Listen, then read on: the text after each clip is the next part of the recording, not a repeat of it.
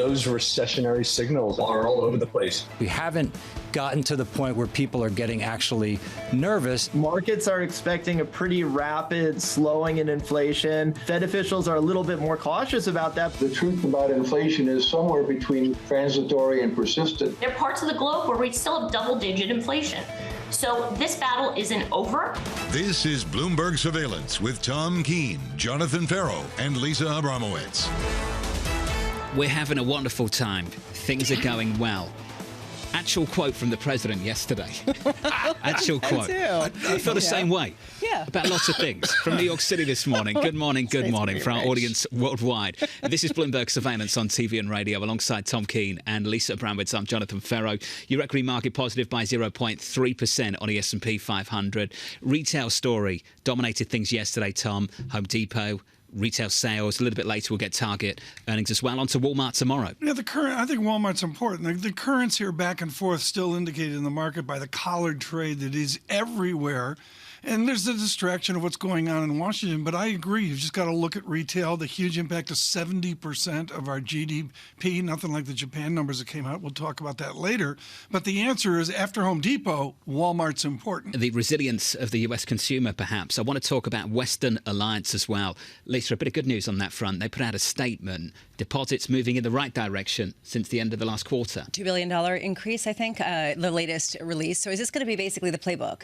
Release your deposits and the balance every week to basically show resilience, and then all of a sudden people will creep back in and say, okay, fine, we've got confidence again. Is this sort of the playbook going forward to regender some sort of confidence in the regional banking system? I don't know if it's the playbook, but I certainly hope that we get more of the same. And I think the banks hope for more of the same as well. The last thing you want is for this to continue and to morph into something more serious, more broader, like the credit crunch that some people still anticipate, Bramo.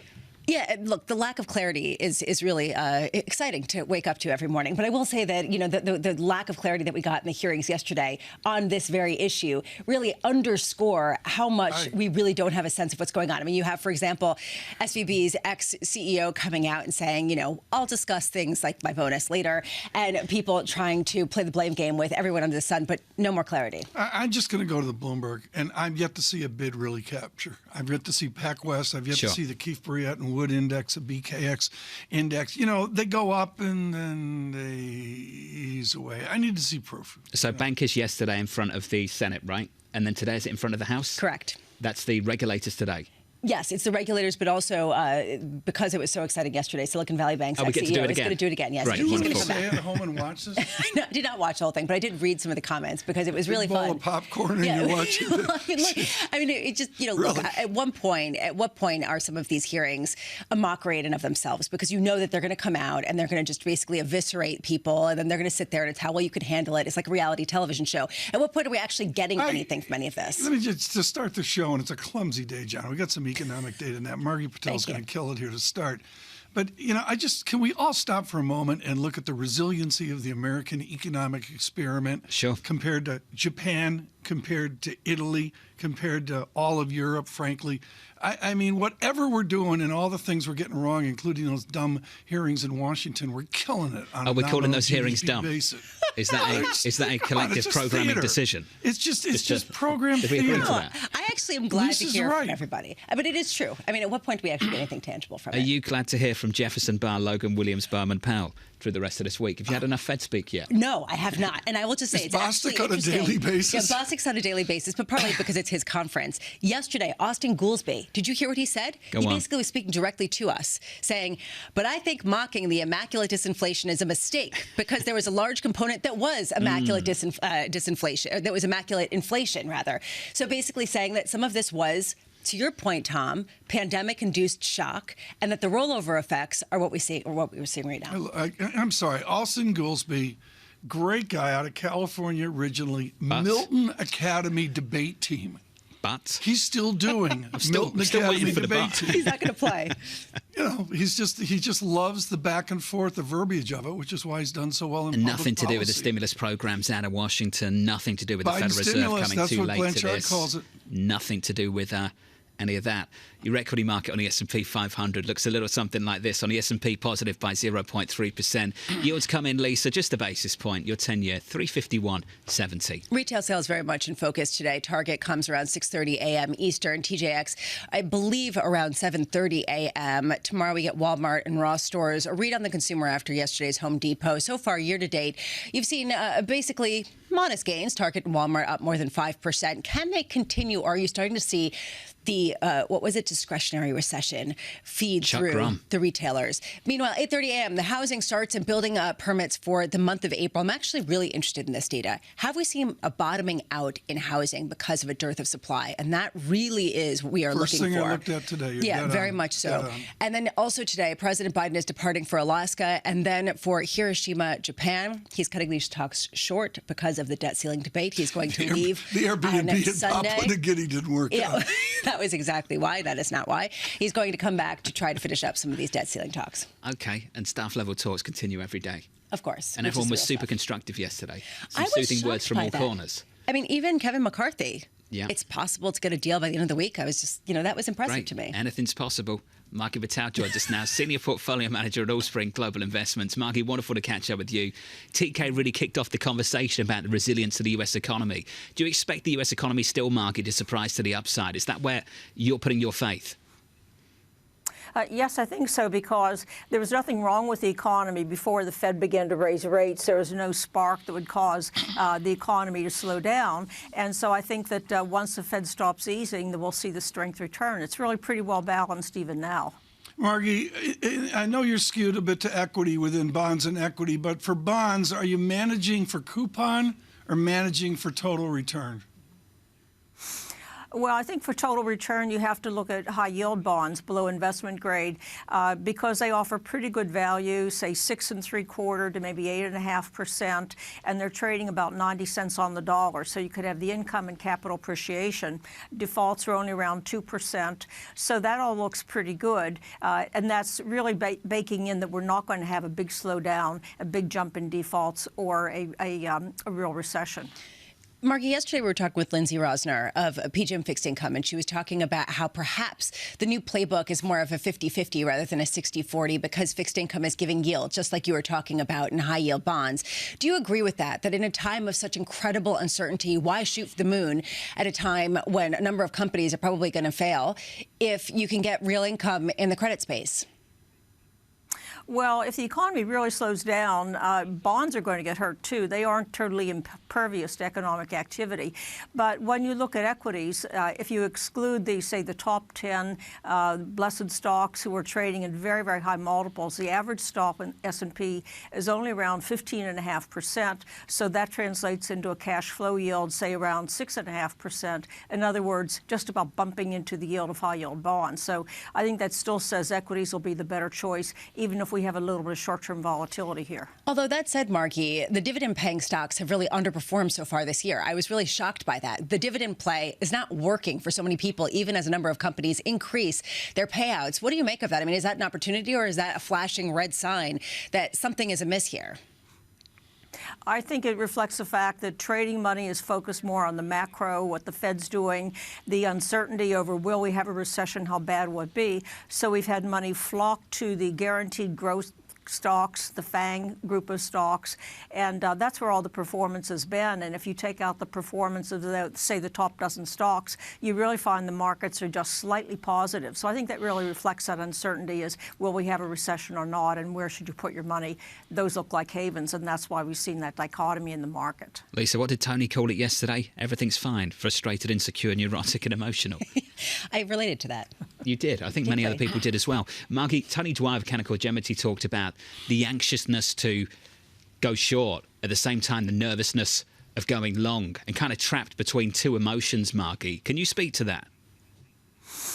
Well, emotions don't help you much in investing. I'm sure that Tom could back that up. But if you look at the market, as I said, fundamentally, we look in very good shape, not only absolutely, but relatively. We still have some modest growth. And once the Fed takes its foot off the brake, I think you'll see that return. But what you've had is this contrast between the Fed is not only raising rates, but they're also easing on the other hand. Fed expenditures are going up. They pump money in through FDIC to help the banking system. So we really have a lot of support even from the government in spending, while nominally they're trying to tighten. So that's why people are confused. Qantas in the control room. We can't have someone this optimistic in the 6A Oh, we could all block. vouch for you, TK. You know, Stoic every morning. 6A, Not emotional at all. Margie's way too optimistic for the 6A block. Not emotional at all. No, I'm not emotional. No, every morning. What was no. the experience? It depends how much medication. We all sit in different corners of the newsroom, but I can tell you, I know when TK's Bring over the Of course, 100%. and there's nothing stoic about it. The whole newsroom just kind of shakes. Margie, thank you. Margie Patel of Offspring. TK, the emotion of the moment. I got to explain this. Let me explain needs the explaining. backstory here. In Boston, there's money management that goes way, way back. All sorts of historical constructs, John, that we don't have to worry about. In the high yield space, there was a guy named Felix Smith at Putnam, and he enjoyed the high ground. And he's got to be 10 or 15 years ahead of me and Margie. And then there was this whole bond thing that built up. And between Boston and Capital Guardian Trust in LA is, what do you do with a balanced fund? And why Margie Patel's treasured is she's always had the courage to be in bonds, but she'll go to equities in a heartbeat. And a lot of people won't do that. They're wedded to the coupon. And Margie Patel's had the courage to load the boat on dividend growth equities when the blood was in the streets. As I understand it directly from Margie Lisa, 75% of assets now in equities. The interesting thing is that a lot of people went into equities who were high-yield bond managers back in the day in 2013, 2014, 2015, when the entire market was elevated with essentially free money. Now everyone's shifting back to bonds. The idea that she's pushing against that and saying, actually, there are a number of stocks that have just totally been left as everybody just piles into the AI trade and out of everything else. How much is this kind of the new playbook for a number of managers who are seeking outsized returns? Had some weird moments in the bond market over the last decade, haven't we? Yes, do you remember when it was all about capital returns in a bond market and yields and equities? Yes. Do you remember that? That was a nuts moment. Like in the U.S. aggregate total return fund, negative 17%, which has never been in my framework, and we've bounced up 6%. That's the, off that trend, John, that feel-good trend. We were down 17%. Couple quarters ago. The good old days when you were buying negative yielding debt and hoping you could sell it at an even more negative yield. Ridiculous. It felt ridiculous at the time, though. Yes, everyone knew. Everyone knew. Coming up in the next hour, Amy Wu Silverman of RBC Capital Markets on equities. Your equity market positive, 0.3%. Keeping you up to date with news from around the world with the first word, I'm Lisa Mateo. President Biden and House Speaker Kevin McCarthy are expressing cautious optimism that they can reach a deal on raising the debt limit. That would potentially avert a catastrophic default. And negotiators want to come up with a framework agreement by the time the president returns from a shortened trip to Asia. One of the Federal Reserve's more hawkish policymakers suggests it will need to keep raising interest rates. The comments from Cleveland Fed President Loretta Mester contrasted with those from other Fed officials. One of them, New York Fed President John Williams, says he's comfortable with a wait-and-see approach. The Fed meets again June 13th. In Japan, the economy expanded at a faster rate than expected in the first quarter. Gross domestic product rose at an annualized pace of 1.6%. A further easing of pandemic regulations led to an increase in consumption. That will likely keep speculation simmering of a possible early election and a potential central bank policy change. UBS sees an estimated $34.8 billion gain as a result of its emergency takeover of Credit Suisse. Still, the Swiss bank warns that it faces billions in potential legal and regulatory costs from the rescue of its former rival. UBS stands to benefit from the combined firm's negative goodwill. And Theranos founder Elizabeth Holmes has lost her final request to stay out of prison while she appeals her fraud conviction. The U.S. Court of Appeals ruling means Holmes will have to report to prison soon. She was sentenced to more than 11 years behind bars for defrauding investors in her blood testing startup. Global news powered by more than 2,700 journalists and analysts in over 120 countries. I'm Lisa Mateo, and this is Bloomberg.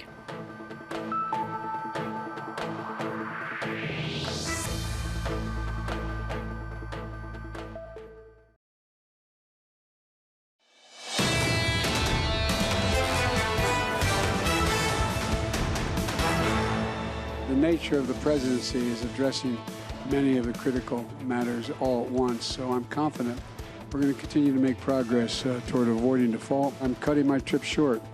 I'm postponing the Australia portion of the trip and my stop in Papua New Guinea in order to be back for the final negotiations with congressional leaders. The President of the United States jetting off to Japan for the G7, cutting his trip to Asia short because the talks over the debt ceiling will continue.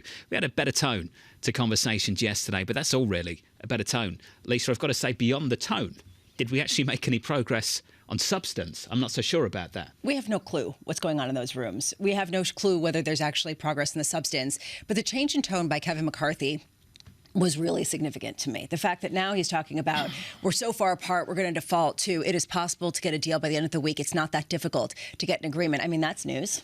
Whatever agreement he has, though, here's the problem, Tom. He's got to get it through his house. And that's not necessarily guaranteed. It's a fractured system. That's all there is to it. And, you know, I think the drama of the president cutting short his trip, maybe it helps at the margin. But is there any identification that anybody's closer than they were at 11 a.m. yesterday? No, seems to be more intensity. So. But that goes back to tone again. Optics. Yeah, well, the optics of it. The optics used to be very clear in debt. There were some people that really committed huge time to this. Paul Tsongas, Sam Nunn of Georgia, the wonderful Pete Peterson, who I mentioned yesterday, carrying that torch to a new generation of debt responsibility as a president of the Committee for a Responsible Federal Budget. Maya McGinnis has been consistent and clear to both sides of the aisle, saying, here the realities face. She's her own CBO, and we welcome her this morning. Maya, it's been way too long. My deepest sympathies on the mess you caused in Washington. Yeah. Let me cut to it, Maya. You, as the follow-on from Peterson, Tsongas, Nunn, and the rest, say, lose the drama. How do we lose the drama in the coming days and weeks to get this fixed? Actually, I'm seeing much less drama at this point than I thought we would. I thought the readout from yesterday's meeting was highly positive and highly reassuring. I'm knocking on wood, and that almost makes me nervous because I think it feels like there needs to be another round of drama before they come to resolution, just to show that both sides fought it out. And I would say getting to this point before lifting the debt ceiling is far too much drama for what it should have been. We should have lifted this months ago. But I do think it seems like they are becoming aligned on what they're going to be able to do to have a reasonable package of savings while also lifting the debt ceiling. And that is great news, because if our political process can function enough to get this done, hopefully in the next few days or weeks, that would be reassuring at a time where we need some reassurance from them that they can do these things. My historical memory on this is whether Massachusetts or Kentucky, the bottom line is things get fixed when they realize a check is not going out to grandma on Wednesday. Are we going to have to wait for something silly like that, immature like that, to have checks not go out to citizens to really get this fixed? You know, I don't think so. There has been a lot of speculation that we would have a small default or we wouldn't be able to pay Social Security benefits. I don't think that's the case at all. I do think it's a problem that we have to wait until the absolute last minute to get a deal done, the so-called X date, where not only have we already hit the debt ceiling, which was in January, but we've run out of extraordinary measures, which is kind of juggling from different trust funds. We should be able to get deals done without waiting until the last minute. But to your point, I don't think we're going to go beyond the last minute. And again, that's important. There's a huge distinction about if we actually can't make some payments, which solidifies the brokenness of the situation we're in. I think they will avert that crisis. Well, perhaps we may avert the crisis, but do we actually make progress on some very real issues? Maya, one of the reasons why I was so excited to speak with you is because you actually study the nuts and bolts of what needs to get done, of the actual debt sustainability of this country. How sustainable is it? How little progress has been made over the past decade of debt ceiling debates and political wrangling, and not perhaps as much discussion about the real issues? Yeah, that's a great question, because this entire discussion has diverted from the attention from the actual issue, which is, Our federal debt is on an absolutely unsustainable path. We're on track to borrow $20 trillion over the next decade. Our debt to GDP will be at the highest record of all time in this country, eclipsing where we were in World War II in just 5 years, at which point we will also be spending more on interest payments than we do on defense or Medicaid. It's not a good story. And the amounts that we're talking about savings as part of the debt ceiling are really important symbolically and somewhat fiscally. We would be saving, well, the House is asked to save almost $5 trillion. It's going to be far short of that, I assume. It's not going to change the debt trajectory, but it would be a big difference just to switch from bills that borrow more to bills that actually save. And if you look at the 3 times we lifted the debt ceiling under President Trump, for instance, each one of those debt ceiling, you hear some people talk about it as though they were clean debt ceiling increases. Not at all the case. Each one of those debt ceiling increases actually had bills attached to them that made the debt worse. That was our habit under President Trump. Keep borrowing while you're lifting the debt ceiling. So if we pass anything that saves $1 trillion, $2 trillion, $3 trillion, that will be breaking the habit of almost all the legislation passed in the past decade has made the debt worse. So just changing our muscle memory to know what it's like to reduce the deficit would be an important symbolic start, and a few $1 trillion would be great. I will say the most important thing I think they could attach to whatever package they're talking about would be some kind of task force or commission that will look at the underlying long-term issues, Social Security, Medicare, taxes, and while they're at it, what they really need to do is also reform the debt ceiling so we don't keep going through this every couple of years. Which party do you think is more responsible for the lack of progress on this, Maya? You know, there's so much fiscal irresponsibility on both sides. There really is. The demagoguing on Social Security and Medicare, which used to be something people thought Democrats were doing. President Trump started doing that. Now you have both parties promising not to touch these 2 programs, which are headed towards insolvency, and changes need to be made. Republicans often have tax cuts that aren't paid for. And then there's a surprising amount of Democratic support in extending them. Democrats have done a pretty good job on paying for a lot of their new spending recently. But when you put so much money, and I shouldn't say they've actually borrowed for most of their new spending, but for some of their bigger bills, they've had pay as you go. But when you put that much into new spending before you fix the fiscal situation, there's no money left to fix the fiscal situation. I could go on and on about how both parties tend to find fiscal responsibility as a religion when they're minority party in order to stop the other people from passing what they want. Funny that. Nobody wants to raise taxes. Nobody wants to cut spending, but that's the conversation we're going to have to get a handle on this fiscal situation, which does weaken us both economically and in terms of national security and in our position around the world. Matt McGuinness, thank you, of the Committee for a Responsible Budget. That last point at the end there, TK, not lost on anyone. Everyone's a deficit hawk until they get into power. She's been a breath of fresh air. She's a Brookings institution. She set up the committee, and she's just been consistently on. And, you know, it's outside the government purview. I think a Congressional Budget Office is really a public institution, which it is. But she's been someone who's garnered instant respect in Washington with that understanding of the politics, including minority parties. Lisa, unfair to ask, but how many days left this month for Congress to actually be in D.C. to talk this out? I mean, it's what, 3 days? I mean, this is just... It's very little, right? Right, that's the problem. And this is a reason why some people are concerned about bumping up against that date. And the reason why Kevin McCarthy was saying it's possible to get a deal by the end of the week. That said, the real people who are actually working on it, they never go home. Let's be honest. We talk about the vacation time for the Congress members, but their rank and file staff don't have, you know, basically intact home lives for the period of time that they're in office, just simply because they work so darn hard. You know who says get back to work? Yes. You've seen that? Elon Musk. Elon Musk, BlackRock too. Yeah. BlackRock, Tom, 4 days a week. Yeah. They want people in 4 days a week. I just, in our little world, I've detected a change in the last 3 weeks. There's definitely more people coming in. There's definitely more movement within Midtown Manhattan. But this is, you know, when's the date on this? Labor Day? Do you want some happy talk? It's September, yeah. Career development happens in teaching moments between team members. And it is accelerated during market-moving moments when we step up and get into the mix. It's inspiring stuff, isn't it? Well, all of this requires us to be together in the office. Kumbaya.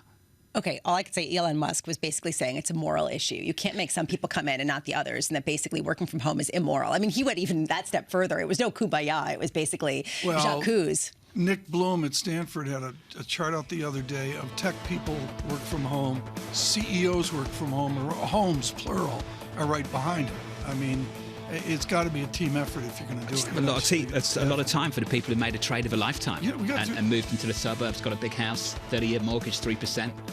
Why would you give that up? We got through the first half hour without talking about you know. We're not going to talk about that. No, we're not going there. I hope no one else heard that. Talk about what? Oh, look, time running out. How unfortunate.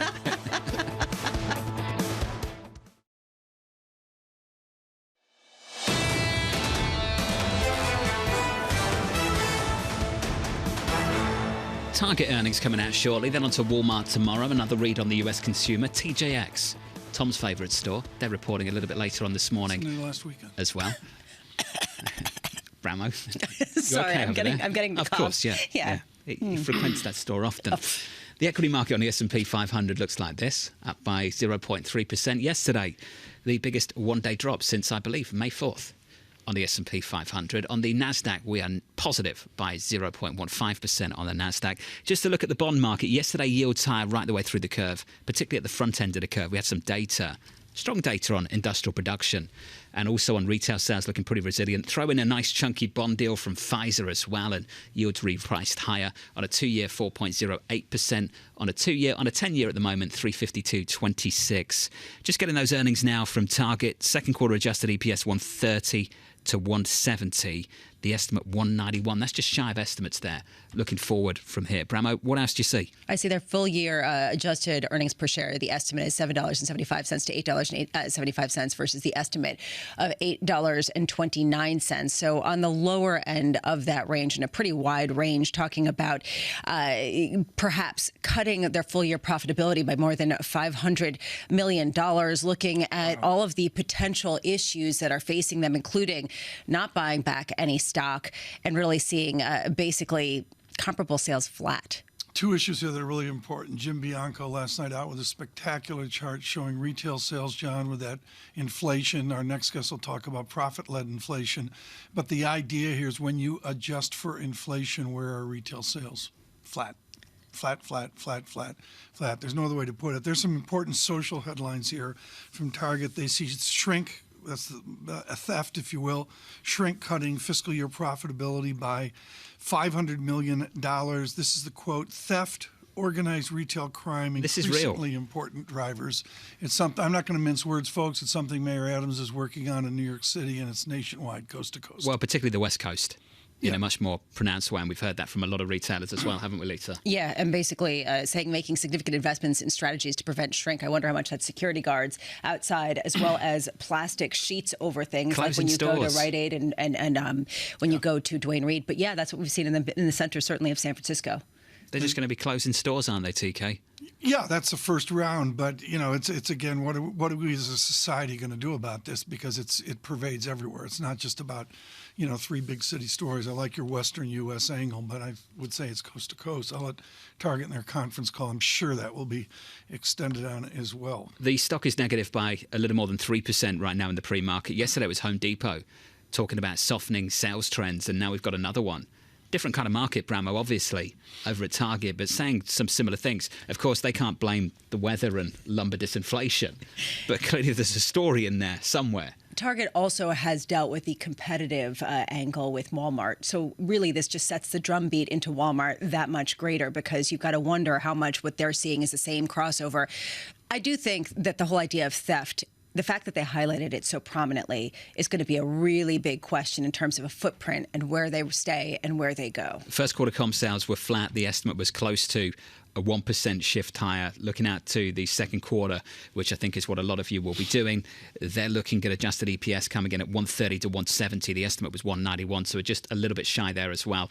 The initial move after these numbers drop, we are negative by about 2.5% right now on Target. We'll keep you up to speed on that movement going into TJX numbers a little bit later in the next hour or so. And then on to Walmart tomorrow. We've heard from a ton of Fed officials. You're going to get a ton more as well over the next couple of days. The numbers of Fed speakers we have heard from so far this week, though, showing something interesting, that policymakers are not all on the same page. When you have financial stresses like the bank stresses, and when you have big rate increases, you at least want to take those into account when you're looking at landing the plane. We know it takes a while for our decisions to fully affect the economy. I do want to learn more about what's happening with all these lagged effects, but I also want to reduce inflation. And if more increases are what's necessary to do that, I'm comfortable doing that. If I had to have a vote right now, I'd probably vote to hold. When conditions are uncertain, you may need to travel more slowly.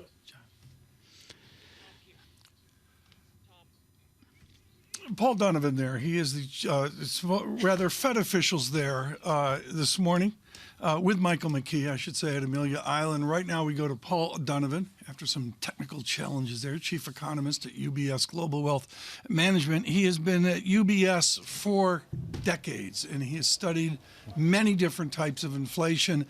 There's a lot of slow motion talk, Paul Donovan, at Amelia Island about price change. You've really thought about this recently. I know it's not the inflation of the 60s or the 70s. What kind of inflation is it now? Well, I think what we've got at the moment, Tom, is a really quite complex situation, that we've had not one continuous inflation episode. We've had three totally different, totally distinct inflation episodes, and with really bad luck, they've come one after the other. We had the demand-led transitory inflation of 2021, consumer durable goods. That's over. Consumer durable goods prices in the States have been in outright deflation since the end of last year. Then we had the supply shock of supply-led inflation with the Ukraine war. Right. And now we've moved on, and now what we're seeing is in certain sectors, it's not universal, certain sectors you're getting an expansion of profit margin, which has led to the inflation that we've had over the last few months. The expansion of profit margin, what's the history of how that is reversed? I mean, the Fed officials we just heard from can't affect that. How does that reverse?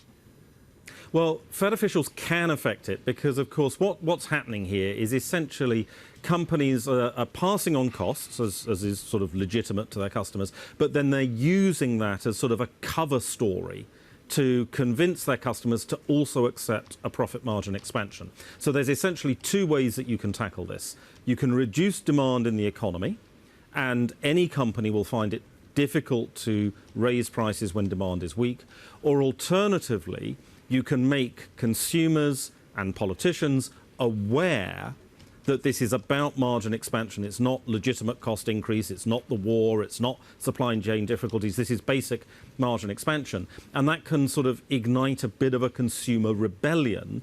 And once consumers stop spending and start saying, actually, that brand's just got a reputation for ripping off the consumer, would be the technical term, then the company will start to change their policy. Paul, how does this relate to, for example, airlines? How does this relate to going out to eat? When everybody is doing it and people still have money to spend and they want to travel and go out, that's what ends up happening. Why do you think we haven't seen more of a rebellion at a time when prices on certain things are going up double digits on a year-over-year basis?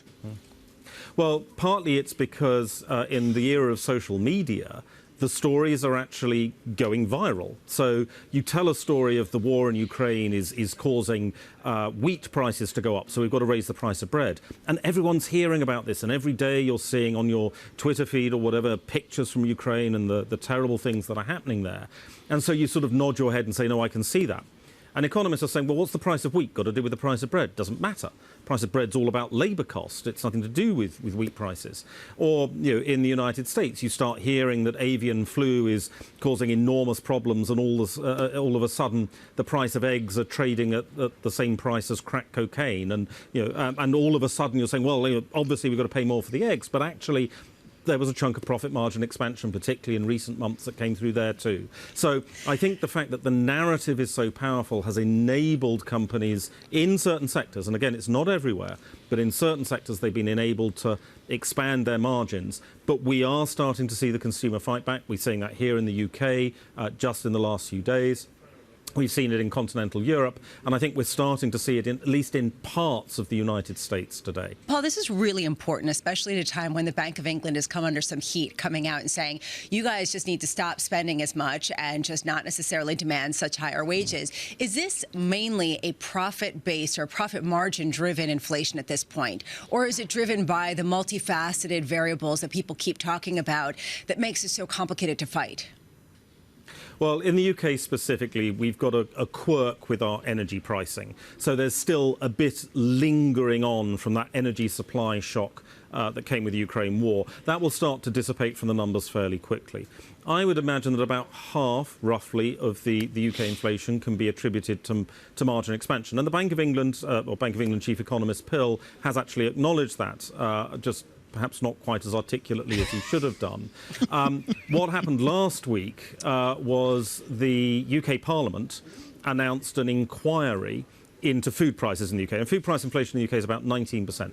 Parliament's announced an inquiry looking at profit margins from food producers and supermarkets. The Competition Commission is investigating competition in the food retail sector.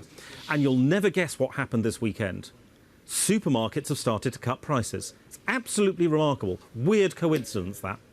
Hey, Paul, wonderful to get you on the programme. I know I'm not meant to have favourites, but honestly, Paul Donovan out of London at UBS, just absolutely brilliant. It's great. Hugh Pill wasn't exactly diplomatic, was he, over the Bank of England when he started talking up the idea that we just have to acknowledge that we're poorer. Just have to acknowledge and accept that we're I can't poorer. recall who I talked to on this, but they said, look, they're still living a Keynesian regime, which Paul alludes to there. They're still living a mid-20th century Keynesian theory there that we can jawbone the poor into acting like responsible citizens. If you did that in the United States, it'd last about 20 minutes. I love Paul Donovan just very subtly saying, it wasn't, perhaps the clearest the way that he said it, but, the way that he's saying it is basically, at some point consumers have to start pushing back in order and not just accept that prices can keep going up this much, because it's not necessarily an exogenous event. It's just simply that they're lining their pockets. And that's what you're seeing with expanding profit margins for the first time in 6 quarters. Drug dealers hoarding eggs. That was fantastic. That's wasn't that great? Yeah, going up I as see quickly as that cocaine. on the corner of Soho all the time.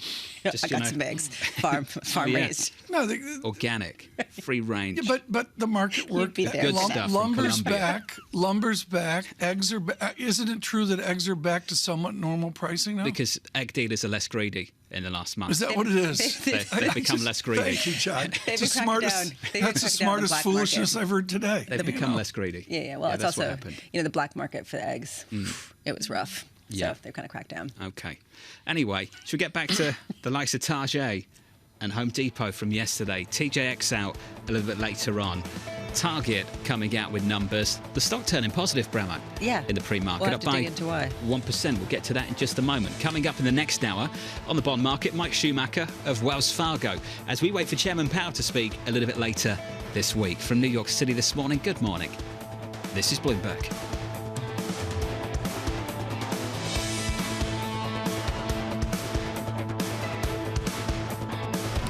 Keeping you up to date with news from around the world. With the first word, I'm Lisa Mateo. A smaller group of negotiators will head back to the table to hammer out details on the debt limit after President Biden and congressional leaders failed to come up with an agreement to avoid a default. Biden leaves today for a Group of 7 meeting in Japan and says he hopes to resume talks when he's back in the country next week. The president and lawmakers say they're hopeful the negotiating teams can find a bipartisan middle ground. Former Vice President Mike Pence is calling for an end to the Fed's dual mandate. He says the central bank should focus only on fighting inflation and leave jobs creation to Congress and the president. Pence told Bloomberg the Fed should return to its historic mission of ensuring sound monetary policy. He's considering challenging Donald Trump for the Republican nomination next year. The White House doesn't plan on asking Congress for more money for Ukraine the rest of the fiscal year. A White House spokesperson told CNN that thanks to bipartisan congressional support, the U.S. has the resources it needs for Ukraine for now, but that will be reevaluated. It's a major shift for a company that has largely avoided traditional marketing. Tesla CEO Elon Musk says the electric car maker will dabble in advertisements. At the company's annual shareholder meeting, Musk said, quote, "We'll try a little advertising and see how it goes." Tesla has long relied on word of mouth to market its cars. And in pro basketball, the San Antonio Spurs were the winner of the NBA's most anticipated lottery drawing in the last 2 decades. The Spurs have won the right to draft French teenage star Victor Wembanyama. He is 7'4" and is the most highly acclaimed young prospect since LeBron James. Global news powered by more than 2,700 journalists and analysts in over 120 countries.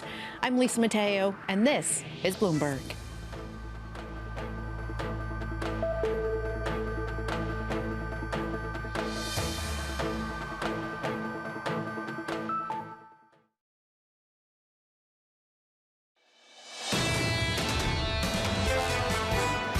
I think retailers are going to have a much harder time, taking price from here. I think we're starting to see the consumer push back. We're seeing consumers start to trade down into companies like Walmart. We're starting to go through a discretionary recession across retail. I'll just point out that just traffic across retail has been very, very soft over the past 2 months, and that's always a harbinger of things to come.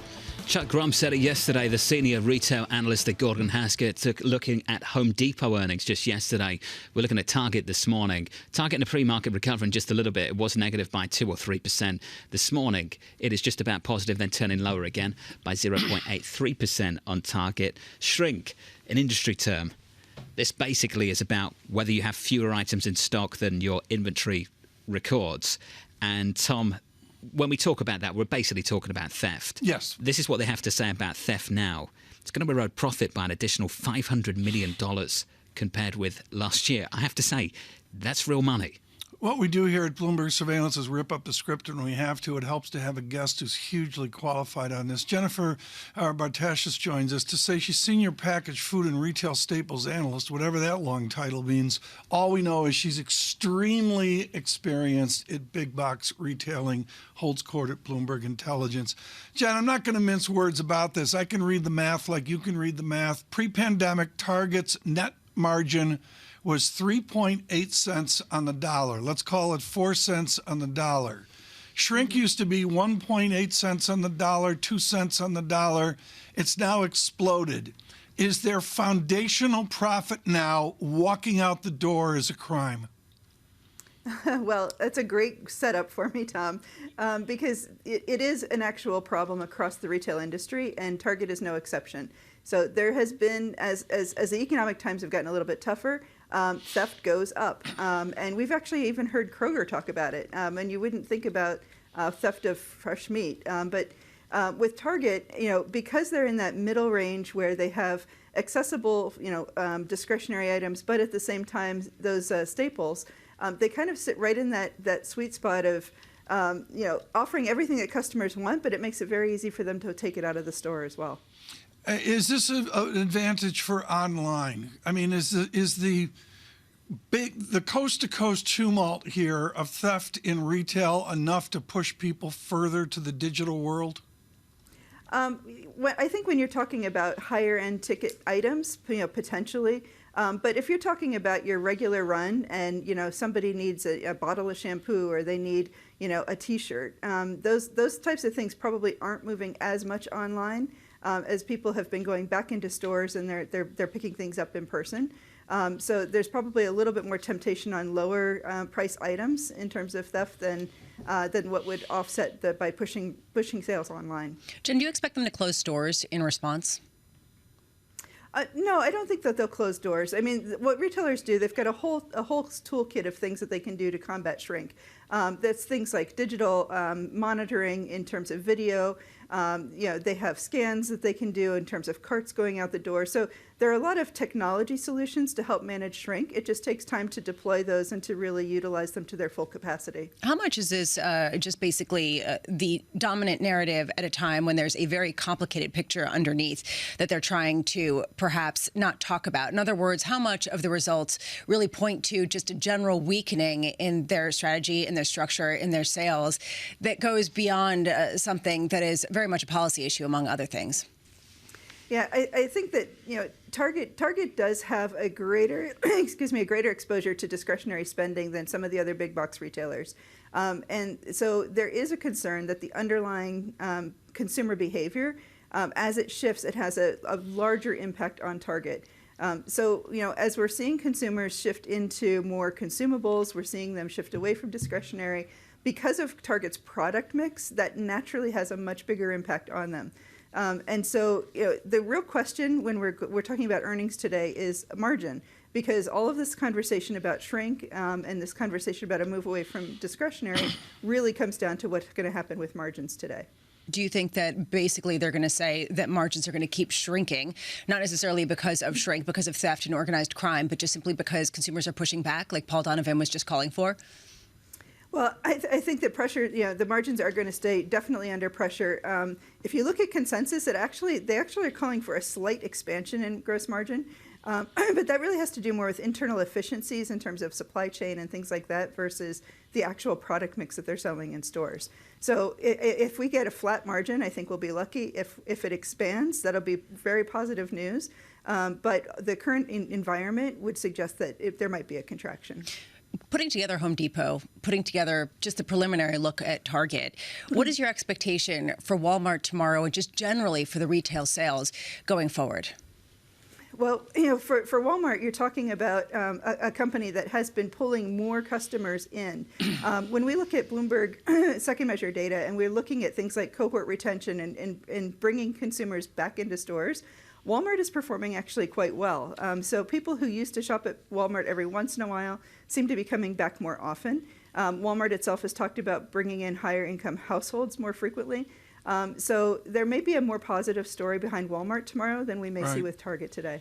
Yeah, Jen, I know you don't do buy, hold, sell, but of all of these iconic names of American retailing, which is best positioned for the next 5 years, the next 10 years? I don't mean buy, hold, sell. I mean more like they got a strategy, they got a game plan. Which company is it?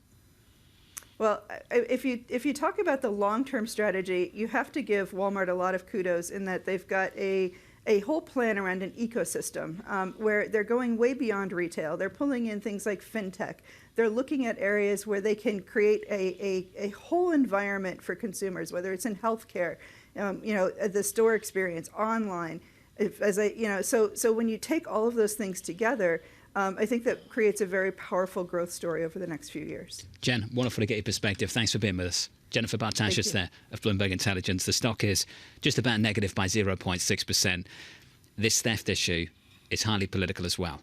Oh, yeah. The argument on the left will be that we're facing tough economic times. The argument from conservatives is ultimately look at Democratic-led cities and what's happening with some of these thefts which just aren't being prosecuted. These organised groups just going into a store and just cleaning it out and walking out, Tom, without much resistance at all. I think we talk to our audience and, we let them know what we're doing and, where we're moving, what we're doing. Here's a simple thing. I won't eat on a sidewalk. I will not eat on a sidewalk. What, in New York? In New York. Why is that, TK? There's been enough incidents which you just described responsibly. It isn't worth the stress. I might push back a little bit because I eat outside frequently whenever I eat out. And I will just say this. I haven't felt a real increase more broadly in sort of violent crimes or crimes in general. The retail theft is unique. And I think it goes to this sort of organized crime aspect where they send people in who then just clear off the shelves. I've seen it myself. They have bags and they literally just take things and put it into the bags and then they leave. And there were police officers once right outside a drugstore that was near me. And I went up to one of the police officers and I said, what are you going to do about that? And he said, we could collar the guy, but it's going to take us, 6 hours of our time. They're going to process him, release him in 24 hours. And he's going to be out there in a week. So it's going to take us off the street. It is something that is fundamentally an issue. I have seen it get better, though. I will say that. Have you? Based on what? Based on the fact that everything's now locked up, so... Well, they're locking up the toothpaste, Bramo. I know, they're locking up literally everything. I don't think it's, bar, I'll pick on Mr. Arnault because he's at the top of the food chain, but I don't think in the Bernard Arnault model that there was a locked door to get into one of his stores 40 years ago when he was inventing LVMH. I mean, they unlock the door to let you in. They lock the door after you've gone in. You do what you do, which is usually just look because it's so damn expensive, and then they unlock the door to let you out again. Is that coming to a CVS near you? Yeah, they're not teaching that. They're not teaching that at retail up at Syracuse. I don't think so. These are sensitive issues. I do take your point, Lisa. There's a partition here between an analysis of restaurants and retail. I do agree. There's a distinction there. You're not the only one that feels unsafe. Let me put it that way. Yeah, Tom, in a variety of situations. I think what Target's done here, this is going to reverberate in this morning throughout all of retail America. Amy Silverman coming up on the equity market. Looking forward to that conversation of RBC Capital Markets. Your broader equity market right now on the S&P 500 positive by 0.3%.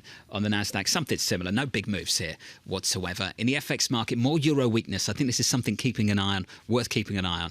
The euro breaking down to about 108.29, negative 0.3%. We've just had a list of missed data points, German factory orders, ZEW investor confidence out of Germany as well. And at the same time, the US showing some resilience. IP industrial production yesterday control group, retail sales yesterday too, and some hawkish voices in the mix from the Federal Reserve as well. All of that still to come from New York City for our audience worldwide with Tom Keene, Lisa Abramowicz and Jonathan Ferro on Crime Watch in New York. Please. We could make a daily segment of it, Bramo. We really don't. Bramo's tour of New York. It would be very different than Tom's. Things are getting better. Probably, yeah, they are.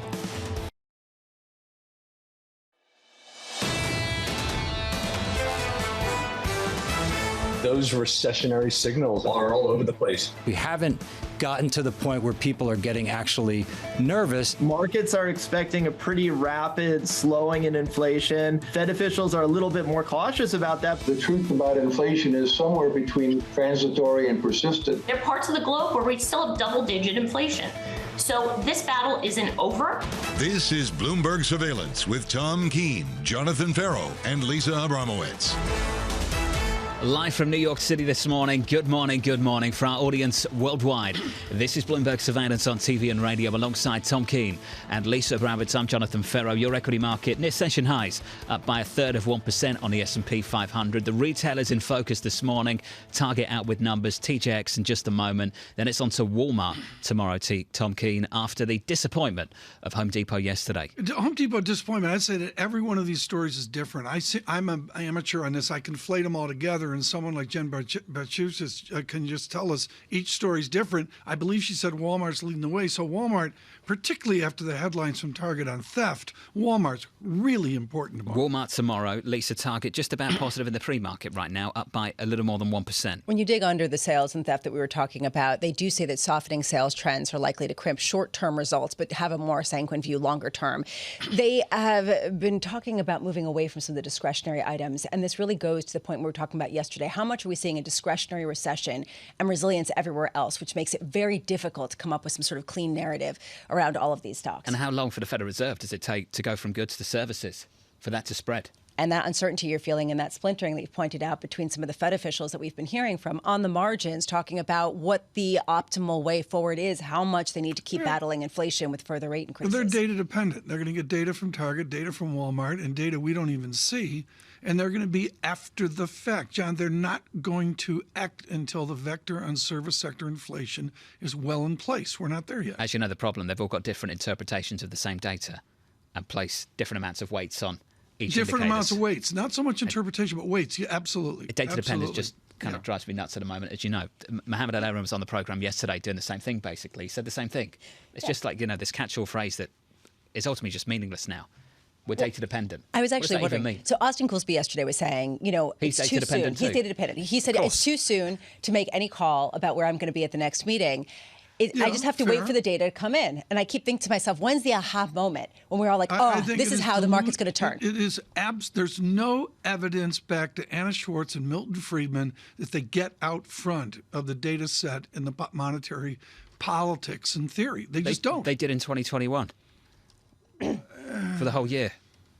They were coming out of the pandemic. Were they data dependent then? No, they had a theory.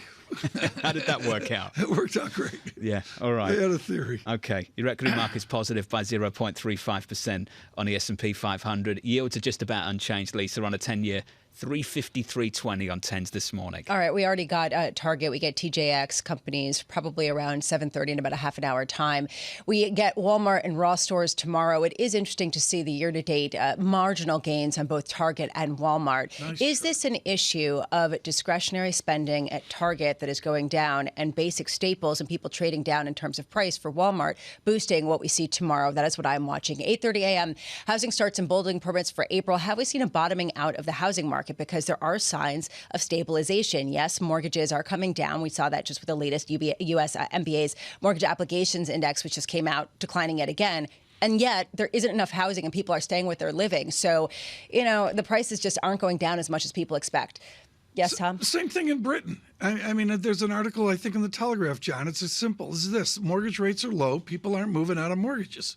Oh, period. The story in End of America, discussion. Couldn't agree more. Totally on the same page. Yeah. Anyone that's locked in a 30-year mortgage, we've said this so many times on this programme, they're going to hold on to that like their life depends on it. That's the greatest trade they've ever made. There was a survey yesterday that showed that mobility, the willingness to move for a job, has gone down to the record low level. Because why would people move at a time of remote work, at a time of lack of mortgage flexibility?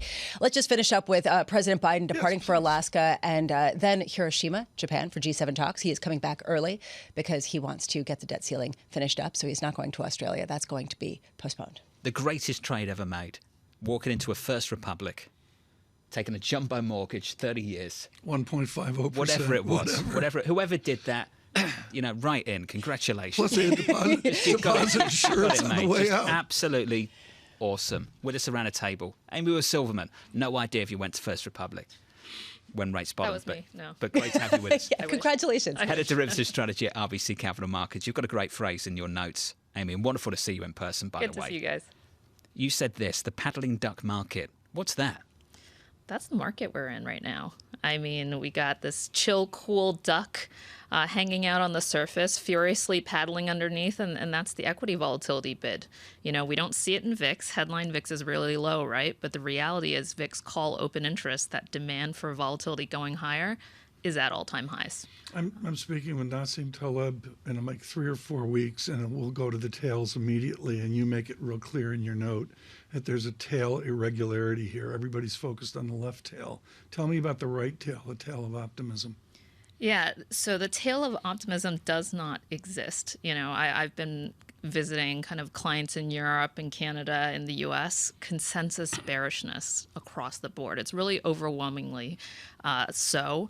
And so you get to this point where you have to ask, the right tail is so underpriced. Is there a possibility of a congressional miracle? Who knows? But right now, folks are pricing that this is going to be a very tumultuous debt ceiling. If it at all comes in a little bit easier than we expect, that right tail is very cheap. Whoa, this is actually going against the consensus in a big way. People have come on the show again and again and said nobody's pricing actually a debt ceiling debacle where you end up with some sort of default, except perhaps in the 1-month T-bill market. Are you saying that's not true, that it's actually aggressively being priced in the equity world? Yeah, so here's the nuance, Lisa. What is happening is essentially the volatility market is saying the tail has to wag the dog first, meaning we have to see action in the equity market, which means a drawdown, before we see some sort of action in Congress. Does that mean an actual default? Maybe not, but it's definitely going to be 11th hour, 2011 type style. And if you actually plot the VIX right now against what the VIX looked like in 2011, it was right around here in 2011. And then we saw that it peaked around 50 in August, and it sustainably was above 30. And I think that's what these bets in the market are saying right now. They think we're going to get back there. I love this idea that the calm in the market is people not willing to make a move by selling what they own, but they're doing it all through derivatives. So based on pairing those two, what is the most underpriced reality right now? Is it this upside surprise, or is it something else? The most underpriced reality right now is the idea that this debt ceiling situation actually gets resolved quicker and easier than we think. That is not what is being priced in the market. Folks are very, very well prepared for a debacle. And so if we don't get it, it would be very interesting to see all these hedges roll off. That is not being priced. Sometimes there's a big difference between ideas and execution. And it frustrates people at home. And you speak to those people in the market. If I wanted to position for a so-called up crash, your language, the language other people use as well, before I get the downdraft and the tension. Because ultimately we're acknowledging, and you've alluded to it, that you need to get the crisis before you get the solution, or get very close to the crisis before you get the solution. Can you talk to me about how you execute that trade? Do you wait to position to capture that upside when you start to see some of the drama take place, or can you position for it now? Yeah, and that's the tricky part. I think right now it becomes, look, if we get the drawdown, right, so the market move happens a little bit, then that up crash scenario becomes a little bit more expensive because we've already taken that down hit. So in some ways, you do have to start placing it right now. The good news is it's relatively inexpensive. One of the reasons, and I've been saying this to investors, the reason VIX looks so low isn't because S&P puts are cheap. It's because S&P calls are cheap, and those are both weighted in the VIX. That's part of the reason you see that that being subdued. So if you own that right tail, just say owning S&P calls, that's inexpensive right now. And that would happen if, we get closer to that X date and actually there is a resolution. Biden flies home and these folks get actually their feet on the ground and do something. That would be quite interesting. Every crash in the hindsight is about opacity. I didn't see it coming. It was a mystery, the cliches, the shadows in that. 1987, 1998, et cetera. What's the biggest mystery for you right now? Where's the dearth of information? To me, the most fragile part of this market, Tom, is this problem of breadth.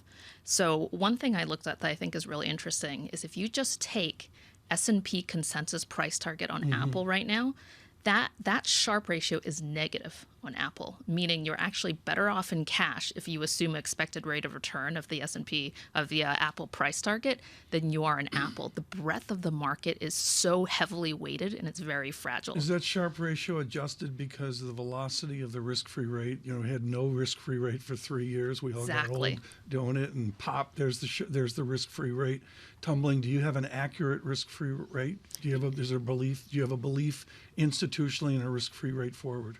Yeah, so we're assuming a risk-free rate right now of just, what we're getting on cash right now. So obviously that could go down. But if you just take from last year to this year, it going from about 1% to almost 5% across the board. Right. Obviously, all equity Sharpe ratios decline, but also your forward-looking price targets are declining. I just want to follow up on one thing that you said, where you said it's very fragile because of a very, very narrow depth. How much does that suggest to a downside shock versus an upside shock, or does it not matter? It just suggests there will be a break one way or another, and it will be significant. I think the biggest thing to watch right now is if the market decides that mega cap tech is not a safe haven, because you could actually get financials ripping or industrials ripping and it wouldn't matter. On an S&P level, you could actually see the index level trade down, right? Because the heavyweights are the ones selling off. And that's what I think is very interesting about this market is you could get that turn because maybe recession fears aren't as bad as expected, but the reality is the market's actually selling off. The action happens beneath the surface. Most crowded trades, B of A, in the survey. What were the indications? Short banks, long tech.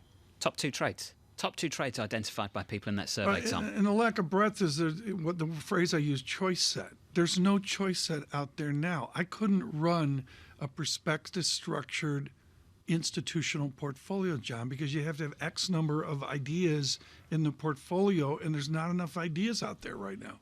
I just think this is fascinating, this idea that you could get a better than expected economic shift, whether it's the debt ceiling or whether it's data, and all of a sudden you end up with index level losses because everyone floods out of the very narrow range of stocks that have really been driving all the gains. I mean, Amy's with us for the entire hour. We got to talk to her about the scenarios that are coming out of an Ed Hyman 2.8% inflation. No one's prepared for that. And nobody told Amy about that. I can tell by her face. I'm just trying to suggest it. Amy, thank you. Thank Wonderful you. to see you. Great to see you in person. Amy with Silverman there of RBC Capital Markets. It's like get back to work at Bloomberg Surveillance. People coming back into the studio. This is great. Nice. Love it. It's wonderful. This is nice. It is so good to see everybody. This is part of our BlackRock sponsorship. Get back to the office 4 days a week. There's no BlackRock sponsorship. Can we go to 4 days a week? 4 days a week. I wish. Terry Haynes of Pangea Policy. He's on 3 days. On the debt limit negotiations coming up shortly from New York. This is Bloomberg. Keeping you up to date with news from around the world with the first word, I'm Lisa Mateo. President Biden and House Speaker Kevin McCarthy are expressing cautious optimism that they can reach a deal on raising the debt limit. That would potentially avert a catastrophic default. Negotiators want to come up with a framework agreement by the time the president returns from a shortened trip to Asia. Target says that softening sales trends are likely to hurt its short-term results. The discount retailer predicts that earnings in the current quarter will fall short of estimates. Target is standing by its annual profit forecast. It sees consumers buying fewer discretionary goods, things like home furnishings and electronics. In Japan, the economy expanded at a faster rate than expected in the first quarter.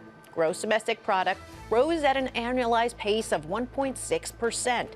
A further easing of pandemic regulations led to an increase in consumption, and that will likely keep speculation simmering of a possible early election and potential central bank policy change.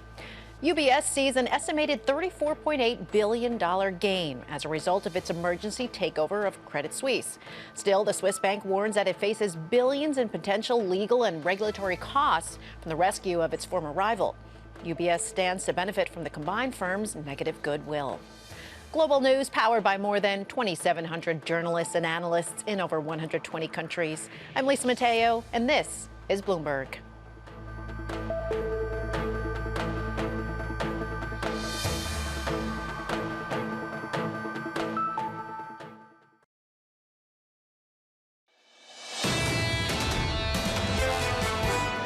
The nature of the presidency is addressing many of the critical matters all at once, so I'm confident we're going to continue to make progress toward avoiding default. The president agreed to appoint a couple people from his administration to sit down and negotiate directly with my team, so I found that to be productive personally. But we've got a lot of work to do in a short amount of time. It is possible to get a deal by the end of the week. It's not that difficult to get to an agreement. Some constructive language used by President Biden and House Speaker Kevin McCarthy after a second round of high-level talks over the debt ceiling. The staff-level meetings will continue every day, we're told. Going into the weekend, maybe, and maybe through the weekend, while we wait for the president to get back from his trip to Asia and the G7 in Japan. If you are just tuning in, welcome to the programme. The broader equity market, no drama here at all, really, at the moment. Up by 0.4% on the S&P. In the FX market, the euro a bit weaker again, 108.33. Yields not doing much, 352.82. Looking at Target in the pre-market, just about positive here, Lisa.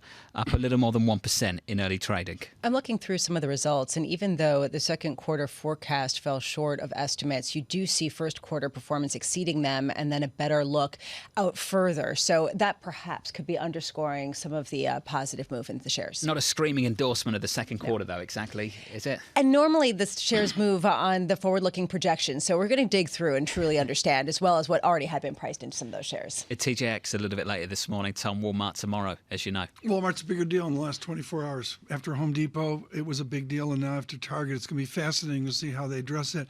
I'm really fascinated by the follow-up, John, of the headlines from Target on theft and shrink. I just think every single CEO today is meeting with their teams saying, how do we address this in the manner we want to address it? You hear it a lot from the CVSs of this world, Tom. Not new, it's been going on for a little while now. Yeah. And it's a problem. You're right, it's a problem. And I just think that it's going to be, it's one of those issues, and maybe it even folds into the politics of the nation as we move to the election of 2024. Right now, that's out there somewhere. What's more immediate is the debt issue. And John, you know, it's the goalposts. Is that the cliche? I'm thinking of Inter Milan. You can say that, yeah. I'm thinking of Inter Milan and AC Milan and the goalposts. Okay. Can we get a partial score up on the game yesterday? Can we not? This is George Carlin. Can we not? There it is. Partial score. Inter Milan won. This is cruel. And we'll leave it at that. They moved the goalposts yesterday in Milan, and then maybe they're moving the goalposts in the debt ceiling crisis. Better team won. Greater intensity. I was there last week. The intensity. I could feel it from Inter, even when they were the away team last week. Just the better team won. So what do they do now? Good luck to them. They're going to play what will be the favourite, which is the other half of the final, which comes out of Manchester City or Real Madrid today, later on this evening. This afternoon. Big game. Yeah. Massive game. And I think the overwhelming favourite will come out of that leg, come out of that time. We'll see what happens. Let's talk about the debt ceiling and not my beloved AC Milan. Terry Haynes of Pangea Policy weighing in on debt ceiling talks. I'd rather watch them than Milan at the moment. Oh, let's not exaggerate. I know. There's still a 40% possibility of default. Base case is a deal gets done. But there's a large possibility of catastrophic mistakes. There was one. And it gets more stubbornly large the longer the impasse continues. It will be interesting to see. Joining us now with his update, his treatment of this is Terry Haynes with terrific Capitol Hill structure and the tapestry of history at Oberlin College. Terry, you're a great student of this, and you know things get done in offices. You and I were talking about Harry Truman over a bourbon with Sam Rayburn, figuring out he's president after the loss of FDR. Okay, great. What's going on in those hallowed offices right now? Good morning, and thank you for having me on CSI Midtown and Football Report. What's going on right now is a couple of things. One is you've got staff from the president, terrific staff, by the way, Steve Ricchetti, exactly the right guy to try to move things forward, and a member team led by Garrett Graves of Louisiana. Kind of gearing up to try to figure out how to try to put together a framework, first of all. I mean, I've been hammering for a while that there is no framework, and that turns out to be true. to try to come up with a framework and then try to put some meat on those particular bones in time for the president to come back on Sunday. So I think what you're going to get is you're going to get a muddle from Washington over the next few days as they try to do that. Number one. Number two, I think what you're going to end up with is some kind of framework that, as I think a lot of people in Washington expect anyway, that includes both some sort of debt ceiling increase or suspension, probably an increase for a period of time, and then some general idea of what the spending cuts are going to be. And then they start talking about whatever the details are, probably in time for Biden to return. So, there's not going to be a solution here in the next few days, to make a long story short. Terry, you've lived this. Do the politicians listen to their staff? They listen to them, yeah, but I think anybody that tells you that staff is somehow running the game here is completely missing the boat. There are two kinds of people in Washington that will tell you that staff are all important. One are former staffers, and the second are journalists who rely on current and former staffers to try to come up with these things. My response to people always was and always is, do you have a badge, lapel badge? Do you have a voting card, which you can take a vote? Those are the important people. Everybody else is ancillary. So what you got here is a situation where you're going to have staff try to work through this stuff for the next couple of days, but the principals still have to come together, and that hasn't happened yet, really.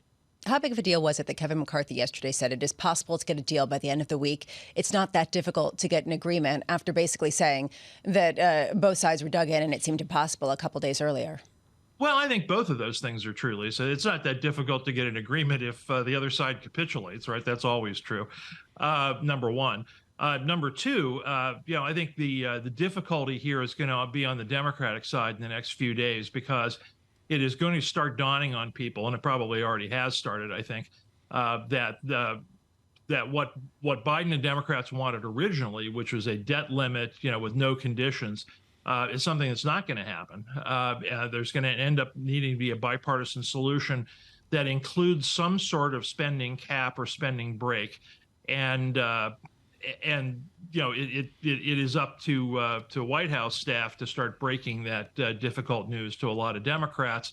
And you're going to see a lot of those Democrats get real squirrely over the next few days. We were just speaking with Amy Wu Silverman of RBC Capital, and she was saying that the market is positioned under the hood, perhaps, for this to go up to the end, perhaps even breach it, create a whole host of volatility, which then will actually force people to come to the table. Is that still the most likely outcome to you, or have you shifted based on what you've heard in the rhetoric recently? Well, what I've always thought is, you all put my position out there entirely accurately. I'm still 60%. I think this thing gets done. But what ends up happening, I think, the most likely scenario is that we come kind of right up to the X date. There is some framework for agreement. The principals will still be in the middle of trying to convince the various votes to get there and actually vote in favor of the thing. And then, you get, like you get with a lot of spending bills in the fall, you get temporary extensions. So somebody's going to say at some point, look, we have enough faith in this, and we're all kind of, hands together, and we're taking the leap together. So, so let's do a 7-day debt ceiling extension or something to get us through that. I see that as a much more likely scenario, a much more likely process for the way that this thing rolls out. Thanks for joining CSI and the Sports Show this morning, Terry. We appreciate it. Terry Haynes there of Pangea Policy. A bit more sport for you, actually, a headline. There was due to be a race in Emilia-Romagna in the northern region of Italy. The Formula One race, Imola, has been cancelled after the floods in the north of the country. Tom, this stretches out to Venice as well. We've seen thousands evacuated across the north of Italy. Unsurprising, perhaps, because some people were pushing for this. So that's the Imola Formula One Grand Prix cancelled after those floods in Italy. I believe the next round is in Monaco. And it involves the weekend death and after. destruction. This is serious stuff. Of There's course. already 5 dead, and many thousands of people have had their lives adjusted. And to Venice, and it's a romance of engineering. How do you keep the Adriatic Sea out when it misbehaves? And they have barriers, which I'm going to say have been politely a 30-year project of failure and success and failure. And I guess they're literally activating them today. Yeah, and Tom, as you know, the logistics effort around any F1 race is huge. Humongous. Yeah, well, so unsurprising. It sounds like an intelligent decision. Unsurprising that has been cancelled. Any more information on that, and of course on the floods in Italy, we'll keep you up to speed. From New York, Mike Schumacher of Wells Fargo is going to join us shortly. Looking forward to that. The equity market positive 0.36% on the S&P. From New York, this is Bloomberg.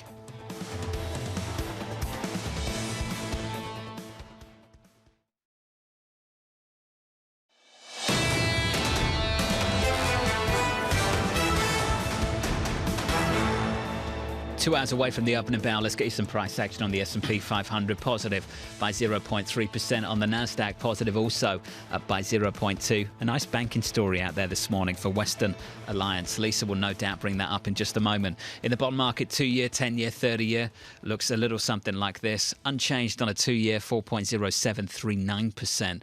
On a 10-year, 352.45.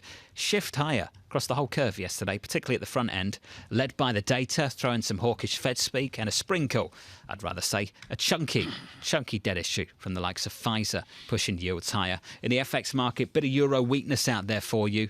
The euro against the dollar, euro-dollar negative by 0.2%, 108.38. If you're starved of Fed speak, I don't know how you could be, but tomorrow you'll get the likes of Jefferson, then Barr, then Logan, then Williams, Bowman and Powell to round out things on Friday. Chairman Powell has got to get a hold of that narrative, TK, this week. I strongly agree with that. And, you know, in his defense, it's not his fault. Everybody but him is talking. And, hey, I'm sorry, he's the one that matters, I believe, unless you want to. We hope. On that, but it's. Should be. I'd love to talk to McKee about this. He's too busy listening to these people. Chairman Powell Bramo on Friday.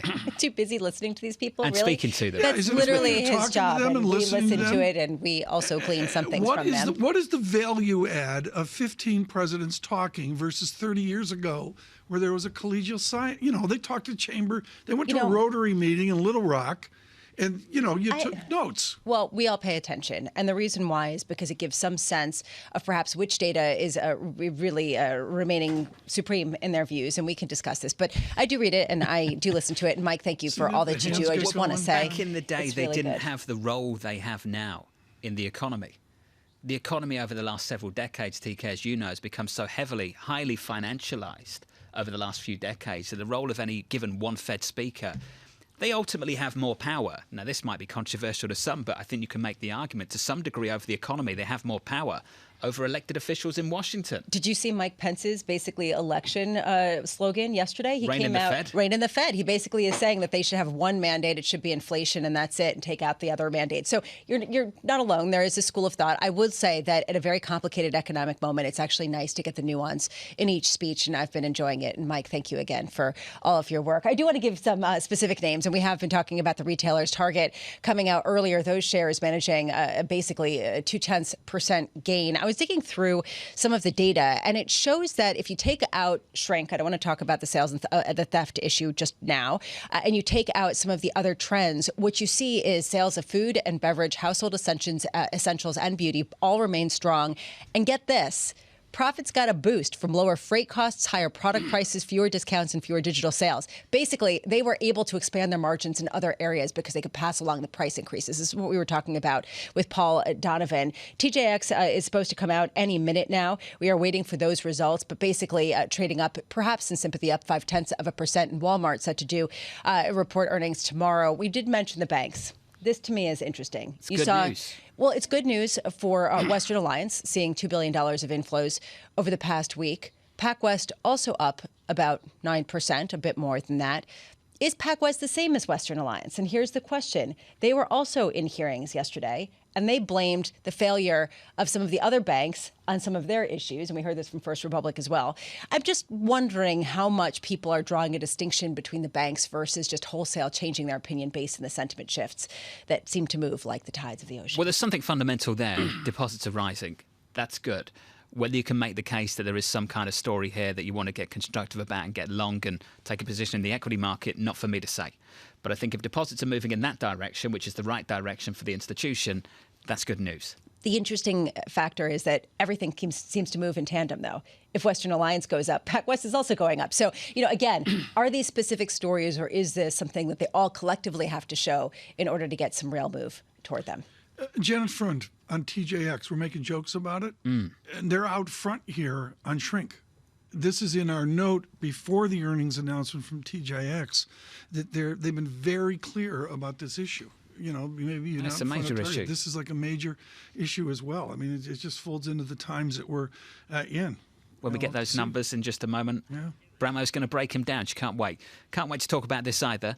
Debt limit talks between President Biden and congressional leaders intensifying. Mike Schumacher of Wells Fargo and the team have got this to say at the moment. Our economics team is sceptical that a sweeping debt ceiling agreement will be reached over the next month to suspend the debt ceiling for 1 to 2 years. A short-term punt, Tom, I think that's a kick the can, that buys more time for an eventual sweeping agreement is the higher probability outcome in their view. Shorter version, TK, we're going to be playing this game for a while, maybe. Yeah, we're going to have to see a punt there, John. It's American football. That's when you're down 3 downs and the 4th down you can't. Is that the guy that comes on just to kick the ball? Just to kick the ball high up and what a sort job of rugby-like. that might be.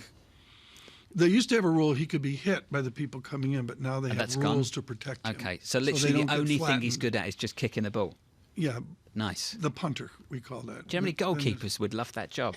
They would. Ex-Premier League goalkeepers would find that so easy. It's a CIS sports report. It continues in this block as well. Saving us right now, Michael Schumacher joins us, Global Head of Macro Strategy at Wells Fargo. The courage is defined in your research note, Mike, is that you are long duration. You're saying get out there, own bonds, yields will move lower. Discuss, given the debt ballet in Washington. Yeah, the debt ceiling, Tom, it's tiresome, but it's not going away quickly in our view. And we still look for the market to panic a bit more. It's interesting. You can talk about the market, but it's really the markets here. So the Treasury bill market's in full-throated panic mode right now. You've got yields on May bills that are low 3s, yields on June bills that are, call it medium 5s, so an enormous gap there. But Treasury bonds, 10-year Treasury, 350 neighborhood, it's been there for a while. The equity market's sort of plugging along. Foreign exchange is puzzling to us. We think the yen should be a big beneficiary.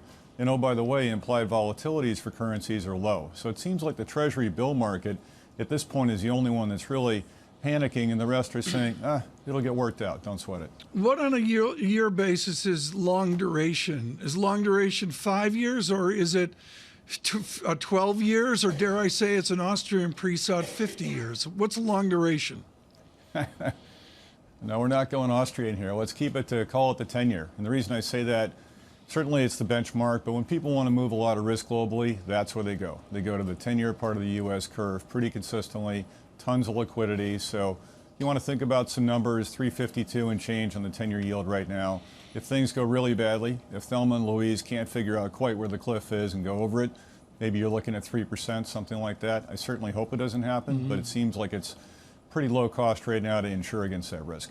I keep thinking about this paddling duck market that Amy Silverman was talking about, because it seems very difficult to get our hands around with respect to the debt ceiling and then some of these company profits that are coming out, these company earnings that are coming out. And as we get retail sales, I'm wondering if you could weigh in on Paul Donovan's point that companies are really expanding their profit margins and consumers are only just now starting to push back, and that's a significant driver of inflation. How much is that really what you're seeing as well?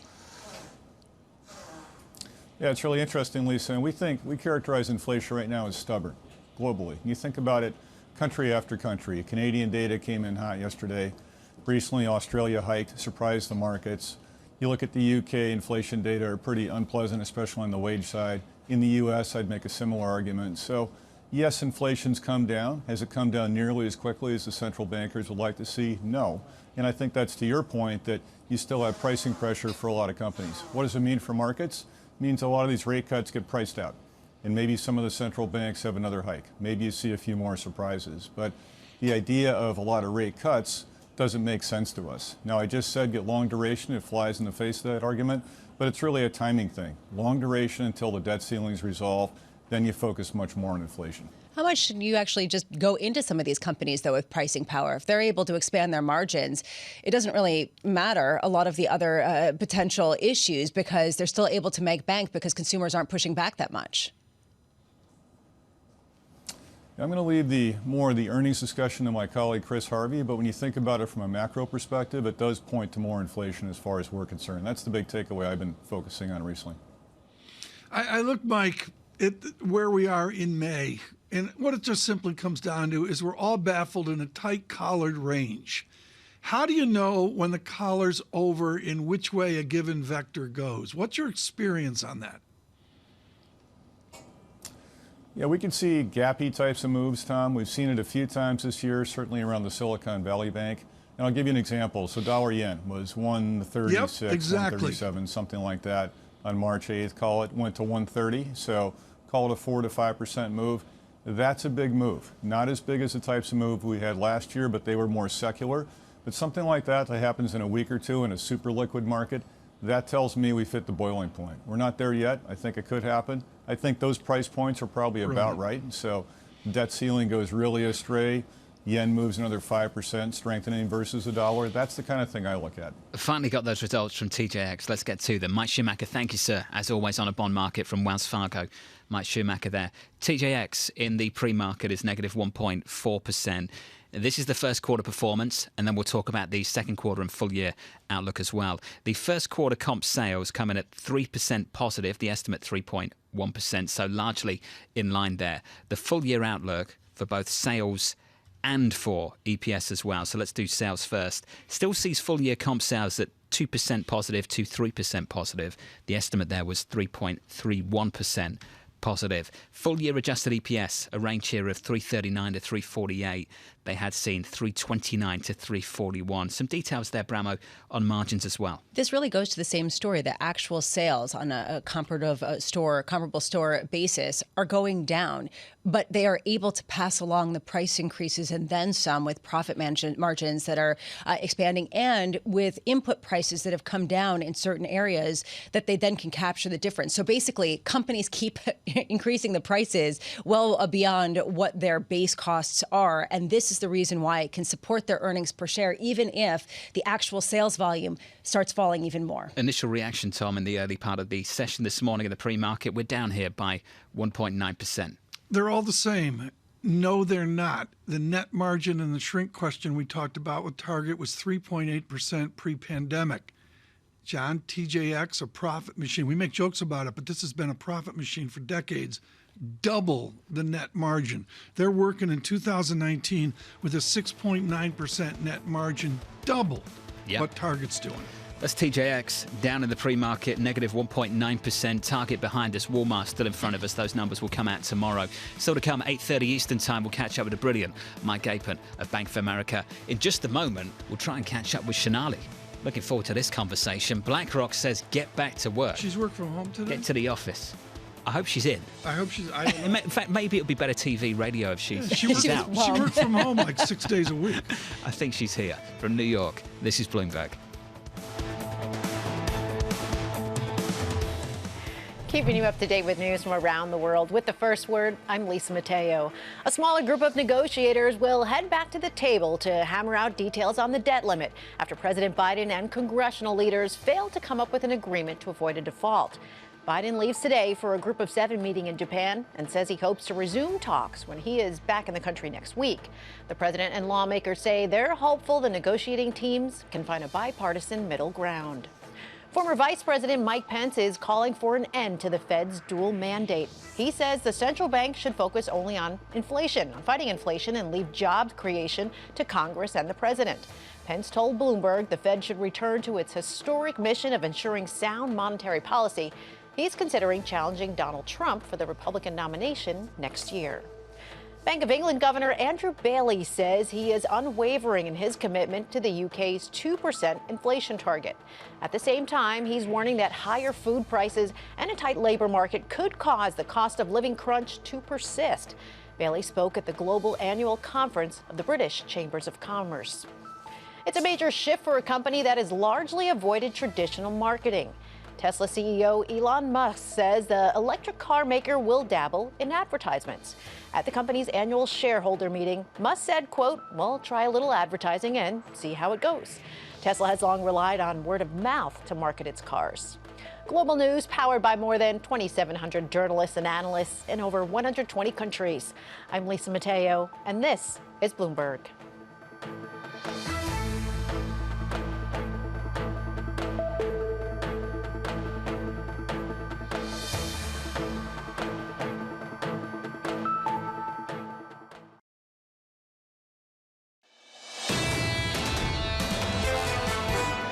I promise to cooperate with the regulators as they do. Are you planning to return a single nickel to what you cost the fund? Senator, I know there's going to be a process review of compensation. I'll take that as a no. So you're planning to return how much? The answer is none. That's it? I am not planning to do so, no. Another productive hearing on Capitol Hill. Senator Warren grilling former Silicon Valley Bank CEO Greg Becker, former Signature Bank Chairman Scott Shea. TK, what do you make of this one? What I make of it is rare to have politicians that have a domain knowledge and a wheelhouse ability in a certain place. This is where Senator Warren is most comfortable. Out of the University of Houston, she was truly definitive on bankruptcy law and the study of business collapse in America. So when she opens her mouth on this, it's like Paul Krugman on international trade. Take notes. That specifically, though, was just a YouTube clip for the next campaign, wasn't it? Led by someone with domain knowledge about the history of this. That I'm not disagreeing Unlike on. How do you make these hearings actually productive, Tom? We call that the United Kingdom. We don't do that. We don't do that. That's the grandstanding of it. You know, there's no other way to put it. Bramo, is it anything more than grandstanding? I hope that there are ongoing hearings today in the House. I'm guessing it's a lot of grandstanding, which perhaps masks real policy shifts that could be discussed that are much more controversial about how to create perhaps a better landscape for the regional banks that do account for an outsized amount of lending. The next steps, what do they look like? These are the next steps on Wall Street and beyond. BlackRock have this to say: get back to the office at least 4 days a week. Right. I love the happy talk from corporate executives on this stuff. Career development happens in teaching moments between team members. It's accelerated during market-moving moments when we step up and get into the mix. All of this requires us to be together in the office. Tom, you love it as much as I do. On behalf of John and Lisa, the team effort to get the three of us back in the building in the heart of the pandemic was really something. It was really something to behold. This involved, I'll say, 40 people top to bottom and some serious worry about the illness. We lived this in real time. Now everybody's climbing on board, and it was a language derby yesterday. The calls to come back, the pushes to come back, the orders to come back, work from office. Senior correspondent Janelle Bassick joins us right now. Is this a sea change in BlackRock? No, I was surprised to see the memo, to be honest, because it's surprising that people are not coming back. Remember, activity is coming back on Wall Street, and these businesses are changing massively. And when you look at BlackRock in particular, they just spent a whole lot of money revamping offices in Hudson Yards. Of course, they want people back. We've seen this from a range of financial institutions. What is the struggle right now? That's an interesting question. I don't understand it quite, because you have a time where a lot of companies are laying people off. So there is a frustration of going back into the office and not having the flexibility you might have had before. However, you also have a lot of anxiety, because it's not like business was as booming as it was a couple of years ago even. Activity is also coming back. If you look at the banks, for example, you have a lot of private equity firms ready to put money to work. They expect valuations to come down more to do so. I think back to a conversation I had with the Vista president, for example. He wants to get 3 more takeovers done before the end of the year. They've been buying public companies. And so you need money to get that done, and you need people to be at work to get that done. How much is the change in rhetoric really an endorsement of what Citigroup's Jane Fraser was talking about, which is, and she wasn't that subtle about it, it really didn't work, and that a lot of people were not that productive when they were working from home, and so they would bring them in for retraining or whatever euphemism that she put out there. Is this basically the feel right now in the C-suite across Wall Street? Yes. I mean, I think back to the pandemic and a conversation I had with the former CEO of Carlyle, for example, who was putting a lot of work into how to make people feel together on Zoom. The reality is it's really hard to have a meeting that way sometimes. I don't want to say that there hasn't been some shifts, because even over at BlackRock, you still can work from home 2 weeks of a year. That's kind of standard now at a lot of companies. Citigroup allows that at the end of the last year. They just let people work from home at the end. This gets solved instantly when there's a 2-tier pay structure between people that come into the office and people that don't. Is that where we're heading? you want to be in front of your bosses. I mean, isn't it kind of just as simple as that? Again, I'm just like over 1 year, 2 year. John, help me here. Over 1 year, 2 year, 5 year cycle. I don't care if We've it's talked London, about Hong this. Kong, You whatever. and I totally agree on this point, Tom. I just think we're heading towards a two-part. If you want to work from home, great. Work from home. You're going to make less money. Is that like in the zeitgeist? Yeah, I mean, the people that are coming in, again, are in front of their bosses. They're getting things done with velocity. They're usually in early, they're late. And so there's another kind of dynamic to this as well, which is travel is coming back. And so people are I was with somebody just yesterday that had been in 5 countries in 3 weeks, right? And so people are very active right now. And again, I think that is kind of a sign of things coming back, and the banks and the asset managers trying to push things back Lisa, when activity is so muted. That's the romance of it. Some stud on an airplane flying to 5 countries. Forget about it. What's the staff doing? That's what I think Lawrence Fink wants to know. They're flying coach up and down to Florida. Yeah, and I'm fascinated if the staff at BlackRock or Goldman or Bloomberg or whatever are going to come back. I think another question is where they're coming back to. I think there's been this discussion for a very long time about this big move to Miami. I think a lot of people are also starting to move back. Again, a lot of these companies, the headquarters are still in Manhattan. I think that'll be an interesting tension in the next couple months. I think language is important, and I think we've all been caught out by saying the same thing. We keep saying get back to work, when what we mean to say is get back to the office, because there's a lot of people listening to this saying that I work fine at home. I'm doing pretty well. I can get things done. I don't need to come in and be disrupted by a bunch of people, sit at a tiny desk. Struggle to find a desk at some financial institutions. That's the story the executives don't talk about much at all. That's a very frustrating situation, this Let's get back. hoteling of the desks. Yeah, right. Let's get back to work. Have they got the floor space at some of these banks to do that? Some of them, yeah, but there is a lot of hoteling going around if you're not kind of on the top levels, and it is very frustrating. People are asking for it. Going to different desks. You're sharing desks. Sharing desks? Yeah, that's a thing now. Really?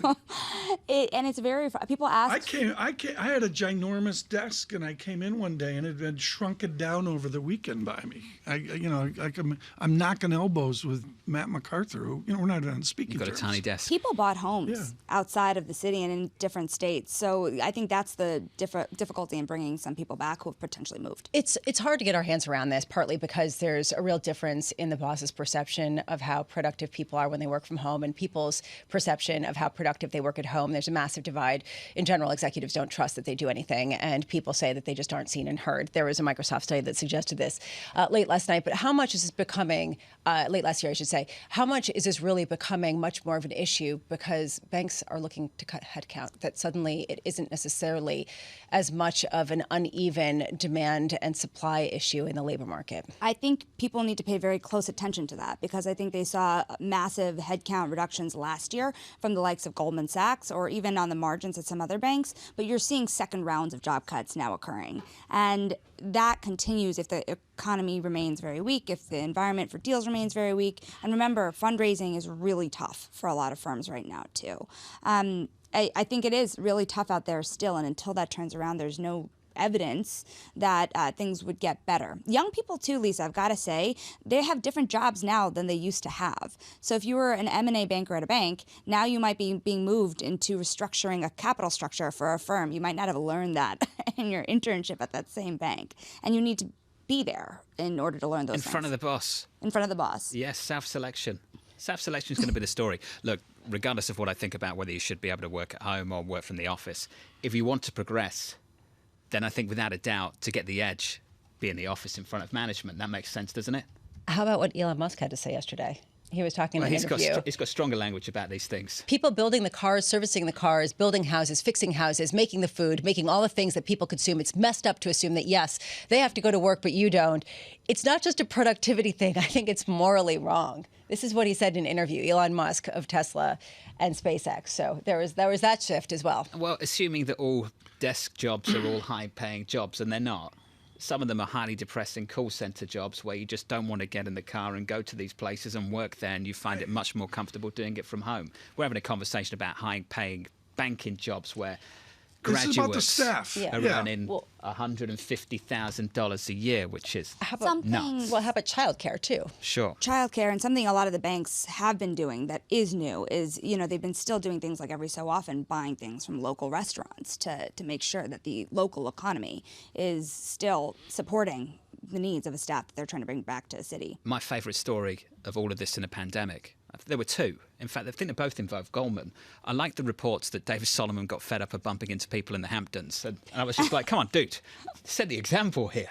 1, 2. Yeah. I also loved the story of that first-year grad that had the PowerPoint presentation. I mean, talk about turning soft at some of these institutions in the pandemic. You have this PowerPoint presentation about what needed to change, and they were taking it on board, and they made some changes. Those days are gone. Here we are 2 years later. I dare you to make that PowerPoint presentation at Goldman now and present that. Let's see how that works out. Shanae, thank you. Love it, as always. In fact, send it to me before you send it to them. I enjoy reading it.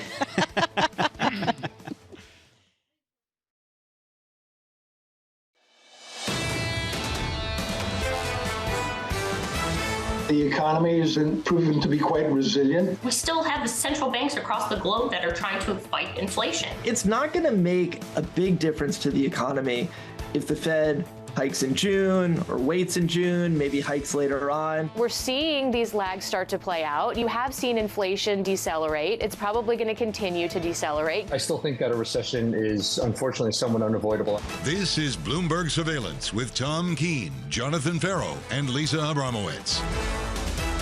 Good morning, everyone. Jonathan Ferro, Lisa Abramowicz, and Tom Keene work from office. Andrew Hollenhorst work from home. Marvin Lowe work from home, and on and on. That was a great debate there with Sonali Basak. I hope you saw that in the last hour, folks. It's here. The pandemic's over. The key word is work. They're working, TK. I think they'd say the same thing, wouldn't they? They're working. Okay, can I just take some issue with that open? Just because they were working from home at 6 a.m. to join us. They could have been going into the office after that. Yes, I'm just saying. Completely Thank you for joining our show. You're fired up this morning. Well, she is. Well, we got to the pandemic's over. We got a lot of people coming in. We got a wonderful guest here to start strong in this hour. And John, I look at it, and we're still talking earnings season, its impact on the Fed. Is there an effect in economics of what we're seeing from retail, which is 70% of the American pie? What was interesting from the Fed speak in the last 24 hours is how few members wanted to commit to a pause. As early as June. Thought it was interesting. The only one that's really come out and said that almost explicitly was Goolsby of Chicago, who basically said it was a close call for him in May. But for others, Mester, you might expect that hawkish tone from the likes of Mester. Williams was talking about the wait-and-see approach, like Governor Jefferson.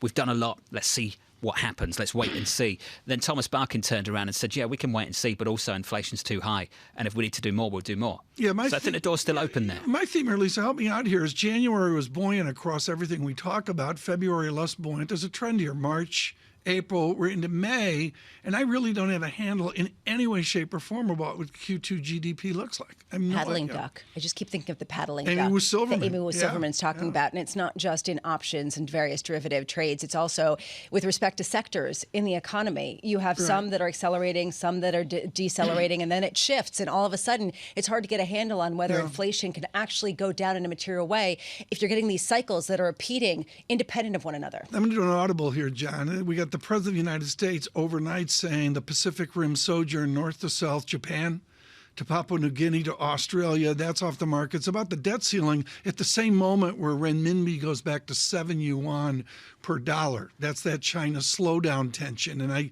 think it's interesting to conflate those two stories together on a Pacific we're ignoring. Kit Juicer SocGen talked about this morning in his morning note that we're starting to see that currency pair shift. And if that's going to be the direction of travel, does that breathe some life back into the US dollar again? We've seen just a little bit of that over the last week against the euro. I think it's worth keeping an eye on because we came into this week and it was all bulled up on euro, bulled up on the rest of the world. China driving that in the reopening. And there's just some data over the last week that's pushing back against that theme. Just a touch. On the data, I'm going to go right there, John. Dollar renminbi, 6.99 rounded up, 7 yuan per dollar to get us started here on the data chart. I'll keep it basic. On the S&P 500, positive by 0.4%. Equity futures slightly positive here. Yields a touch lower by a basis point, 352 on a 10-year. There's that euro weakness, dollar strength for you on the screen. The euro against the dollar. Euro dollar 108.27, Tom. We're negative there on that currency pair by 0.32%.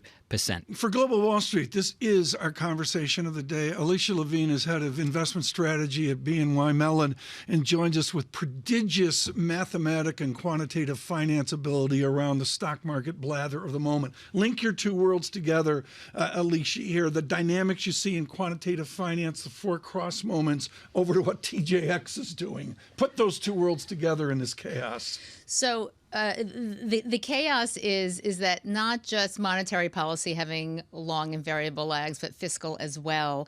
And I think the message from earnings season is that there's still inflation in the system, because ultimately, if you think about the big box stores, what's happening, the goods revenue is lower, reflecting lower pricing possibilities, and the goods inflation just rolling over altogether, but still inflation in the system on services.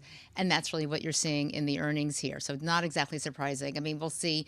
We have other big box this week, and if there's food involved, food has double-digit inflation, and that'll make a difference on the top line, right? Because in the end, earnings are nominal. We're in watch and wait. The market is waiting. The bond market is saying recession. The equity market, even though it has been solid this year, driven 90% by 7 stocks, which are defensive in nature. And the cyclicals are weak, and under the surface, it's weak. So even though on the index level, it looks like the market's saying soft landing, actually the action's been very defensive. Can you make the argument and then that the equity market is pricing going to slow down in the U.S. economy? What's working in the market are the sectors that should do well in a slowdown. So it looks like the equity market is starting to price it in as well. But clearly the message has been this way from the bond market. And the data in the real economy, by the way, has been much better than expected. As we've all been talking about, this slow walk to the recession is now a slow crawl. However, I find it very hard to believe that the Fed hikes 500 basis points in 13, 14 months, and we don't get an impact on the credit side and a contraction in credit down the road. Before we get to down the road, just the idea here that the economic data has been coming out better than expected and that people are so defensively positioned. To Amy Wu Silverman's point, could you see a scenario where people actually have a rosier outlook? They revise upwards some of their ideas for GDP, for growth in general, and that leads to a sell-off on the index because of a downgrade in some of the big tech valuations? Absolutely. When you get a divergence like this, where you have large cap tech or those top 7 names outperforming and the other 493 underperforming in such a huge way, I mean, it's typically that gap closes. So either the large cap move lower or all those other stocks move higher. I suspect that the larger cap stocks move lower here because they're very extended. The multiples are no longer that cheap. By the way, there was some of those stocks were cheap coming into the year. No longer. The stocks are up 30, 35%, 70%, 100% in some of them. So that's no longer an easy place to put capital because they sold off so much. How significantly could you see a downdraft in big tech? It's really going to be centered on what's happening in the real economy. So to the extent that cyclicals look more attractive, very interesting on the dollar, by the way. That discussion's very interesting. But the dollar weakness has helped a lot of these companies. And to the extent that the dollar stabilizes or re-strengthens, that's where you're going to see the hit. I can't put a number on it, but I'm telling you, I think the gap is going to close here. Going back to the dollar for a second, the move in the dollar lower happens mostly in the fourth quarter of last year. The dollar is only down 1% this year, year to date. And so the question is, that's what's really stabilized global equities, the weakness in the dollar. What happens if China's a little bit weaker, the U.S. is a little bit stronger? The Fed conversation is fascinating because what it means is they have to act like June is live. But what if June is live? Yeah. The assumption is June is not live. Fed speak is June is live. What if June is live? And that would be an interesting thing. And I would say OBE, they're overcome by events always, and we don't know what those events are right now. I like the Pacific Rim analog there. I want to go to the mathiness of this. Peter Bernstein, Against the Gods. You've got risk, you've got uncertainty, you've got Douglas North's ambiguity. You're expert at this. Is this a jump condition we're in of the interest rate move where we're uncertain, we don't know what's going on, or is it just a discontinuous function where we're in control of ourselves right now? don't think anybody's in control. I mean, everybody's unhappy. The Bears are unhappy. The Bulls are unhappy. Everybody's sort of universally unhappy with this market here because it doesn't make sense. I mean, there are people who've worked in this market 50, 60 years who say it's the most confounding market. This is brilliant. Can you invest in a risk way, or are we investing amid uncertainty? We're investing amid uncertainty, with the market stronger than anyone thought coming into the year. Our portfolios are neutral on equities, neutral on fixed income, which, by the way, is which is higher than where we were last year, where we were underweight. And we're coming into this neutral because we want to get more risk accepting should we get that sell-off coming from the real economy, but we're not there yet. And it just feels with the S&P hanging out between 4,100 and 4,200, it's not great for adding the risk today. But that doesn't mean you don't end the year higher. We think we end the year more or less here, even if there's a difficult moment in the months to come. Do you remember the consensus view for the year ahead? First half dip, second half rip. Do you remember that? Yeah. That was on the S&P 500. And I think we said, wait until March. Put the outlook out in March. And then if you had put the outlook out in March, you would have missed the bank failures. And then if you knew that the banks were going to fail, you probably would have missed the fact the equity market was still going to rally. To be fair, it's been difficult to call this market. Some people could say there was a dip in everything but 7 stocks. And maybe those 7 stocks will rip, but the dip will actually happen in the second half on the index level, but it'll rip underneath. I mean, this is the reason why it's so confusing. Try to make sense of something that really can't be generalized. Reminiscence of a stock operator. I think Alicia Levine said we end the year here, so that means we can work from home and take the rest of the year off. We can all work from home. That's Sell right, in Tom. May and go away. That is the appropriate conclusion to that conversation. You can use that phrase if you Alicia, thank you. Wonderful as always. Thank you. Appreciate it. It's good to see you. Good to see more and more people in person this morning. It's a huge deal. Alicia Levine of BNY Mellon Wealth Management. Yeah, you know. It's just, told to get into the office and go to the studio. Are you like working from office, work from home, work from airplane? What are you doing? I work from airplane and work from office. Okay, thank you. Can I just say what she said there about what if the Fed has to say that they're going to hike in June, but they actually do, and they hike rates, and this causes a massive increase in the dollar valuation versus everything else, especially in light of everything else, and that just upends all these trades.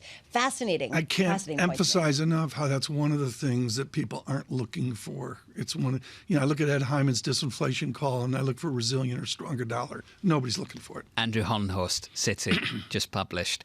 Activity data for April, including solid retail sales and industrial production, suggests growth may accelerate in Q2 rather than slow as the Fed intends. You just stole that from Alicia Levine. Also inconsistent with a slowdown, housing activity is bouncing back from low levels. This is Alicia's point going into June.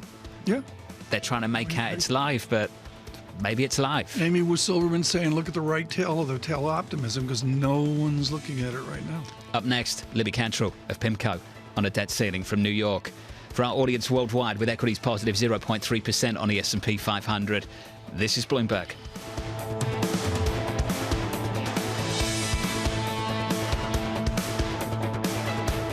Keeping you up to date with news from around the world with the first word, I'm Lisa Mateo. President Biden and House Speaker Kevin McCarthy are expressing cautious optimism that they can reach a deal on raising the debt limit. That would avert a potentially catastrophic default.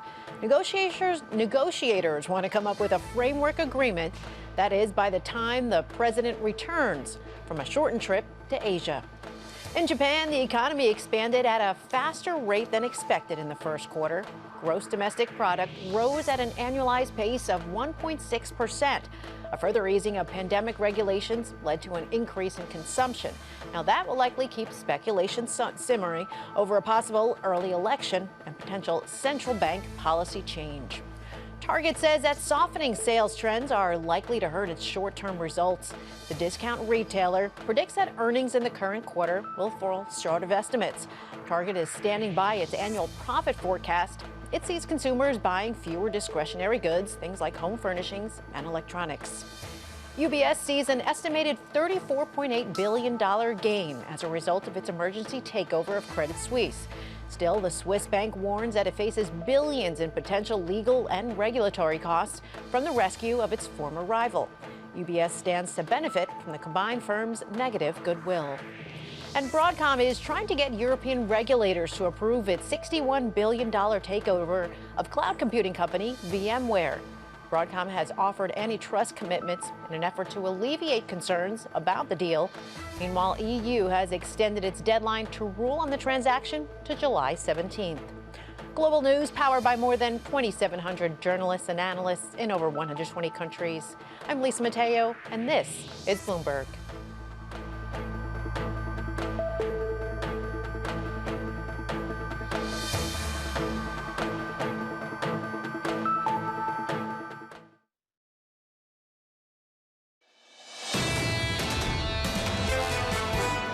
The nature of the presidency is addressing many of the critical matters all at once, so I'm confident we're going to continue to make progress toward avoiding default. The president agreed to appoint a couple people from his administration to sit down and negotiate directly with my team, so I found that to be productive personally. But we've got a lot of work to do in a short amount of time. It is possible to get a deal by the end of the week. It's not that difficult to get to an agreement. It's not that hard. It's possible. Some soothing words, constructive language used by the president and House Speaker Kevin McCarthy. The second round of high-profile, high-level debt ceiling talks between the two leaders. Those talks will be ongoing, Tom, at a staff level through the rest of this week. And once the president returns from the G7, maybe there's a framework for an agreement. That's the optimistic way of thinking about it. For those that are not up to speed on this, like me, I'm not up to speed on this. It's been in the last 24 hours a shift. No question about it. I mean, it's a more conducive tone. A shift in language. I have no idea what kind of deal Speaker McCarthy needs to get through the House, and we can talk about that, Tom, throughout this morning and beyond. Getting to an agreement between the president and others is another thing. And as a sidebar, we haven't even talked about this, but is the X-date nudging closer because of the tax receipt dynamic? This is how I'd frame it, and early June? I'll be interested to see how our next guest frames it too. X-date. The Treasury Secretary said early June. You'd imagine she was being conservative and maybe having a couple of weeks of a cushion baked into that projection, Tom. That would be the sensible thing. But even with that cushion, I think a lot of people are putting things forward a bit, TK, based on those tax receipts. Yeah, I think that's probably the right way of looking at it. First time I saw X-date, I thought of Dana Scully and Fox Mulder. I thought, maybe it had something to do with, the X-Files. X-Files. Yeah, good times. Ago, but different decade. There is well. Futures up 14. I'm looking, John. The market's not giving us anything today. Target call getting underway. 407. Stock is up by 0.7%, slightly positive on target this morning. Futures positive. No real drama out there, TK. Just status quo. And to Lisa's point, we were talking about this with Amy Silverman. The duck market. I prefer a swan, slightly more elegant. No, I like ducks. On top of the water. Not much happening and aggressively paddling beneath the surface. So that's your elegant, market though. call. You That's think your this is elegant? Yeah, No, that's it's your a market duck. call for this morning. Ducks on a pond. Right now, to drive us forward in Washington, if I was to say all this, it would be, well, maybe, Tom, that's off the mark. But when Libby Cantrell writes about pearl clutching in Washington, you pay attention. It's Mikamoto double A's and Tiffany strands of pearls down there. I love how you do that. Pearl clutching in Washington. Is Margaret Chase Smith, the ghost of Margaret Chase Smith down there clutching the pearls right now? Yeah. I mean, I think there's been quite a lot of hysteria, pearl clutching, if you will, regarding the debt ceiling. But, our view, and I think to your earlier conversation, certainly the mood music is positive. We would argue the mood music has been actually quite positive for quite a while. I think the contours of a deal are absolutely there. The details just need to be filled in. The fact that they have Shalanda Young, Steve Ricchetti, these people are serious sort of adults in the room. They are going to be the president's proxy while he's in Japan. And I wouldn't be surprised if we didn't see a deal by this weekend. I mean, I think that I think a deal is imminent. I actually don't think it's going to necessarily require the equity market or equity vol like we've seen in previous debt ceilings. That seems to be the conclusion of so many people, though, on Wall Street, that you need to get close to a crisis before you get a solution. Why are you taking a slightly different view of things? Well, again, and John, I've just been looking at the political incentives here for several months, and nobody has any sort of political incentive to even get that close to default. I mean, if you look at sort of Speaker McCarthy's hand, I mean, he doesn't necessarily have a very strong hand going into these negotiations. He only has a 4-seat majority, meaning he can only actually just lose 5 members in order to sort of stay along with this deal. And I think very importantly here, President Biden has been, now open to negotiation. So I think there's if you just sort of look at the kind of political landscape here, the bottom line is that a deal will get done. And I think, again, sort of in advance of the X date. And to Tom's earlier point, the X date is real here. And I think this is where Secretary Yellen has now kind of corroborated her earlier estimate of June 1st. I mean, tax receipts are quite weak, not only because of personal income taxes, but because of this sort of disaster zone dynamic, particularly in California, where a lot of folks are actually not having to file their taxes. And so that is going to be delayed receipts to the government. So, we think that the X date has to be taken seriously, and we think members of Congress are also taking it seriously. So this is all a long way of saying that despite the pearl clutching, as one staffer said, passing the debt ceiling is like passing a kidney stone. We all know it will pass. It's just a question of how difficult it will be. Sorry for the graphic analogy. Sounds pretty brutal. But that I think has been our operating assumption, and is the market's operating assumption right now as well. The paddling duck is going to pass a kidney stone this morning. It's been quite something. One of the reasons why I love speaking with you, Libby, is because you have incredible experience working on Capitol Hill. You understand the political wranglings that go into getting this done. What do you think the contours of this deal will look like? What changes will really take place? Well, look, I think very importantly is sort of the semantics here. So President Biden will characterize this as a budget deal associated with fiscal 24 spending, where Speaker McCarthy will characterize this as a debt ceiling deal. I would say that's a distinction without a difference, and from a market's perspective. But what we're expecting is that there will be some rescission of the unspent COVID money. That's not very much. It's about $40-50 billion, but it still kind of helps from a deficit perspective. We also expect some sort of down payment on energy permitting reform. That's something actually important both for Republicans and for Democrats, so that arguably could be a win for both. And then importantly, some sort of spending caps. Now, this is going to be where the devil's in the details, because of course, if you remember 2011, there was a Budget Control Act as it related to the debt ceiling, and the market sold off because they were expecting big spending cuts and sort of fears of recession and what have you. We do not expect significant spending cuts to be associated with this deal, but we could see a slower growth of spending, and that could also help these deficit forecasts. There's kind of an irony here. If the market is expecting volatility and expecting to have to respond eventually and not expecting a deal, do you expect market volatility in response to a deal that you see as soon as this weekend? Well, look, I think that we have to talk about which market we're talking about, because, of course, the fixed income market, where PIMCO manages most of its assets, has reacted, right? There has been a dislocation in the Treasury bill market. There's been a big risk aversion around the bills that have expired closer to the X date. We saw that in the auction most recently in terms of the yields. And so we already are seeing some dislocation in the fixed income market.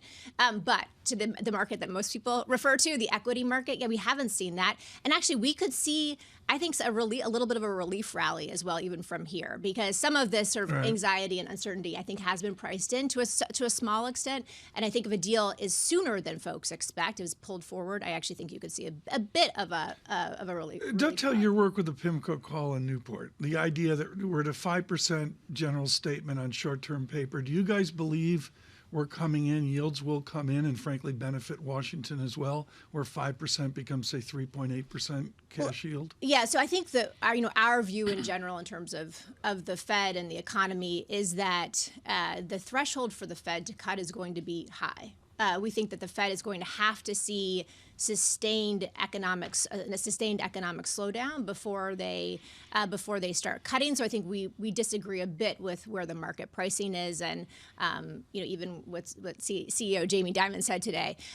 With that said, though, we are expecting, and I think you had Tiffany on your show yesterday, we are expecting a mild sort of slowdown at the end of this year, at which point we do think the Fed will likely respond. But again, the threshold for them to get off of around 5-ish or what have you is going to be quite high. So they're going to have to see a sustained economic slowdown. A couple of bad jobs numbers is probably not going to do it. When was the last time we got to do this? Sit around a table together, Libby. How many years has this been?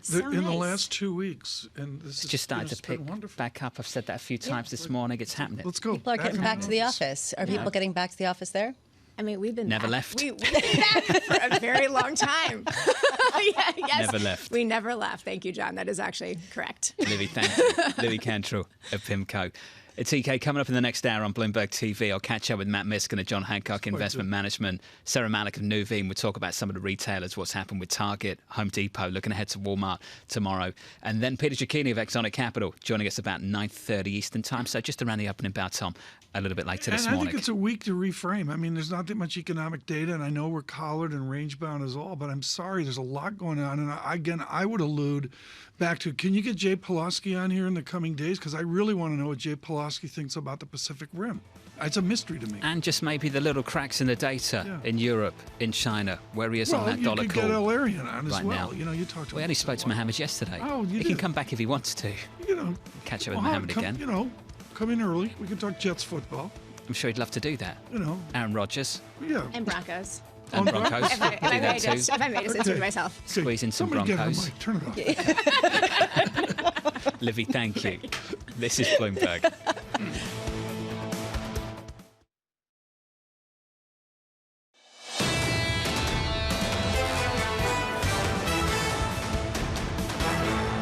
Bloomberg Surveillance, Lisa Abramowicz and Tom Keene, John Ferro in preparation for an important 9 o'clock hour. Futures up 13, the VIX 17.67. Lisa, we haven't moved in like weeks. It's peddling duck. That's peddling duck, as Amy Silverman would say. There we are. Yeah, but I feel like things have changed. People are coming around to this feeling that perhaps the banking crisis is almost over or getting there, and that suddenly the upside surprise in economic data is really what people have to be focused on. We need to look at the economic data right now. Any upside surprises? Michael McKee reporting from a Fed meeting where everyone spoke. Michael McKee, good morning.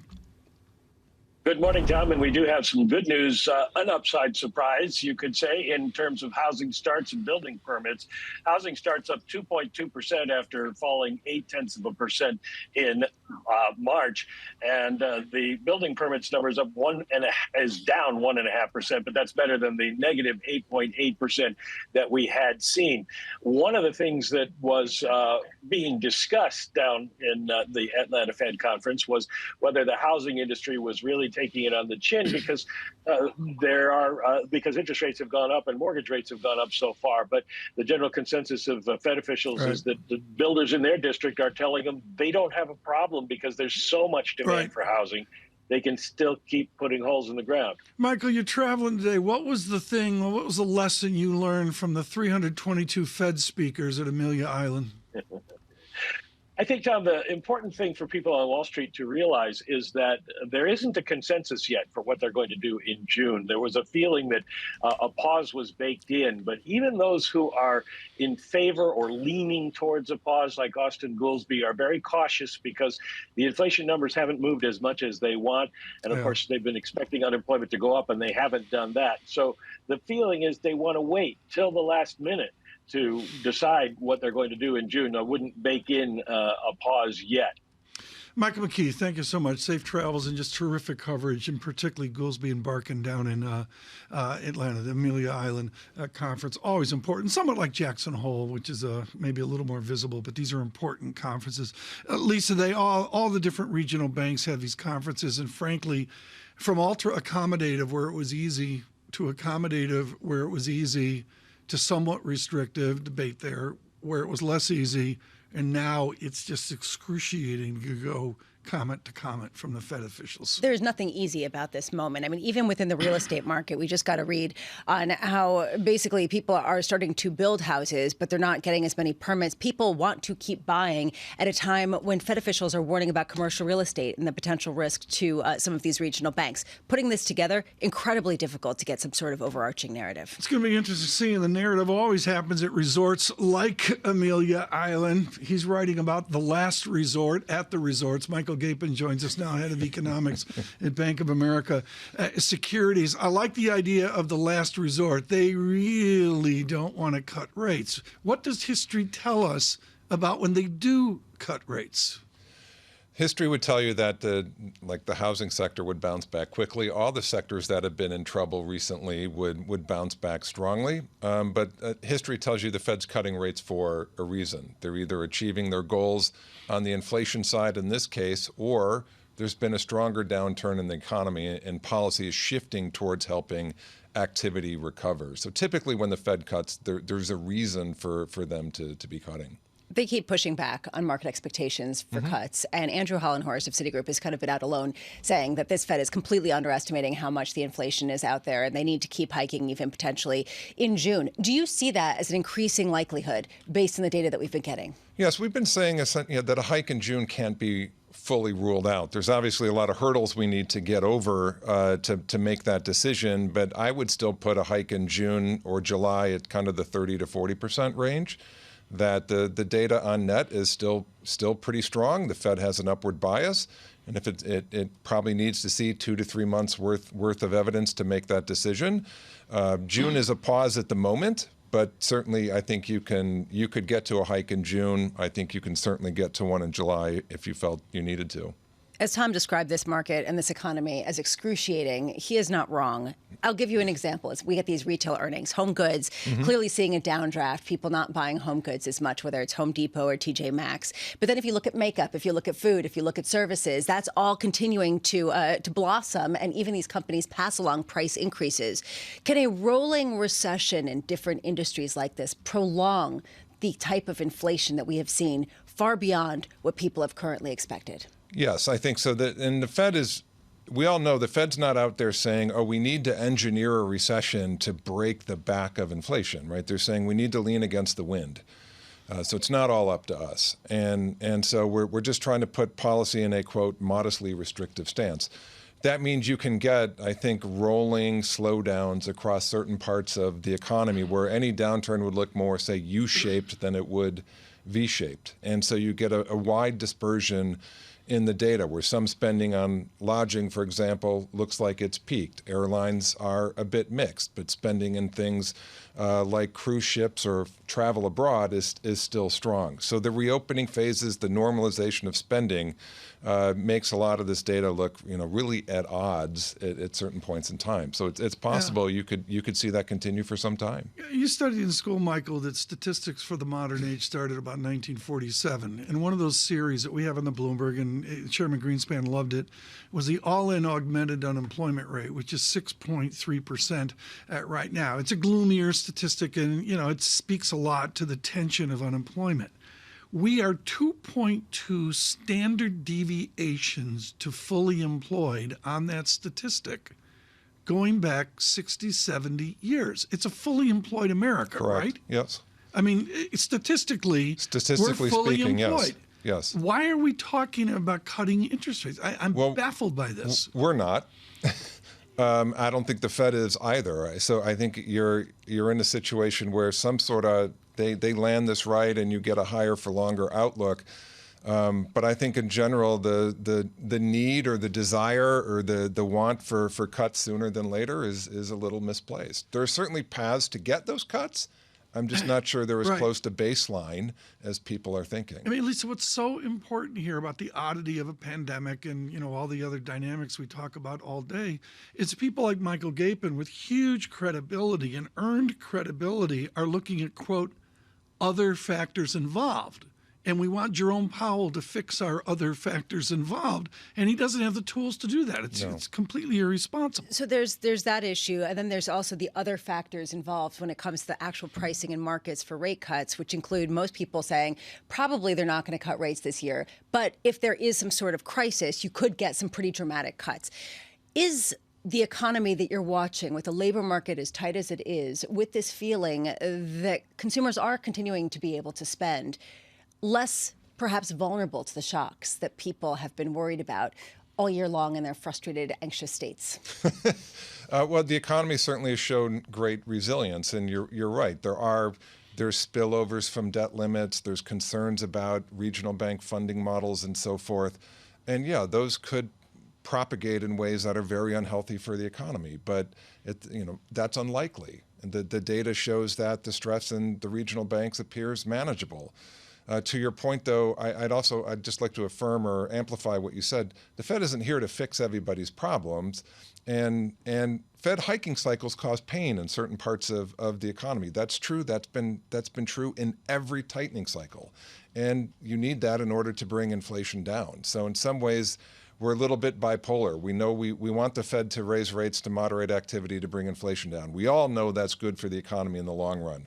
But when the pain of that shows up, we all want the Fed to run to the rescue and fix our own individual market. That's not what the Fed's there for. So I want to bring to you something that we heard yesterday from Austin Goolsbee, who was talking about immaculate disinflation. He said that people who try to talk down that concept of immaculate disinflation are perhaps fooling themselves because there was an immaculate inflation. And so there could be immaculate disinflation. That's actually part of what we're seeing. What would you say to that? I'd say that's part of the story. So if you go back and you think that some of this was excess demand and some of it was a supply shock, the immaculate disinflation can come from cleaning up the adverse supply shocks and the resumption of normal supply. That should help bring inflation down on its own. But to Tom's point, the labor market is as tight as it's been in my lifetime. If the labor market's cooled down, it's cooled down from exceptionally hot to as tight as it was in the past prior cycle highs. So there, I think you're not going to. It's unlikely to get immaculate disinflation when you're trying to reverse that. So it's a mixed story. Michael, I want you to look at the global purview of Bank of America, the great work that you and Ethan Harris are doing. And that is, I see unsettlement. I see the Turkish election with Turkish lira coming out, obviously weaker lira with the uncertainty out 2 weeks. I see Argentina, where the blue dollar Argentina peso is something you and I have never witnessed. You've done this at the IMF as well. This morning we have Ecuador dissolving their parliament. There just seemed to be that early 1998 tension out there, little butterflies flapping, if you will, to use a worn-out cliche. Do you sense that at Bank of America? Not yet. I would add maybe the election outcomes in Thailand, for example. But it's a good point that there is a series of elections where there's been some surprises and still some momentum in populist candidates. The message there is still one of potential change and say, an unsettled political environment. Obviously, we have some of that still here at home. So I wouldn't say we're at that moment yet, but you're right. There are undertones where some of the patterns today repeat what we had seen in the past. 30 seconds. Is Jerome Powell central banker to the world and to all these butterflies out there with tensions and realities? Whether he likes it or Whether not, he likes it yes. or not, absolutely. Yes. I think it's way underplayed, Lisa. I think, the actions that we're looking at in the United States, including tangentially this debt ballet we're going through. Talk about what Alicia Levine was talking about, that if the Fed does hike rates in June, what happens to the dollar? And then how does that sort of disrupt the rest of the world and their economic policies? Yeah. It's interesting. I mean, Dr. Gapin's entourage folks, they said he can't talk the debt ceiling. I mean, when he came in, he just said, he's not going there. Well, apparently it's like passing a kidney stone. A paddling duck. Yeah, a paddling duck. That's a great duck. comment. I'm like that, Libby, that was perfect. Passing a kidney stone. Well, we've had a lot to do. We've done Law and Order. We've done sports shows, and now we're doing Dr. Kildare. I guess so. Michael Gapin, thank you so much at Bank of America Securities. It is most interesting out there. I'm not going to quote the Ecuador currency, which I think is dollarized. I can't remember right now. Argentinian peso yet to trade today, 231. That is a point of international tension. SPX futures up 13. VIX comes in 17.67. This is Bloomberg Surveillance. Good morning.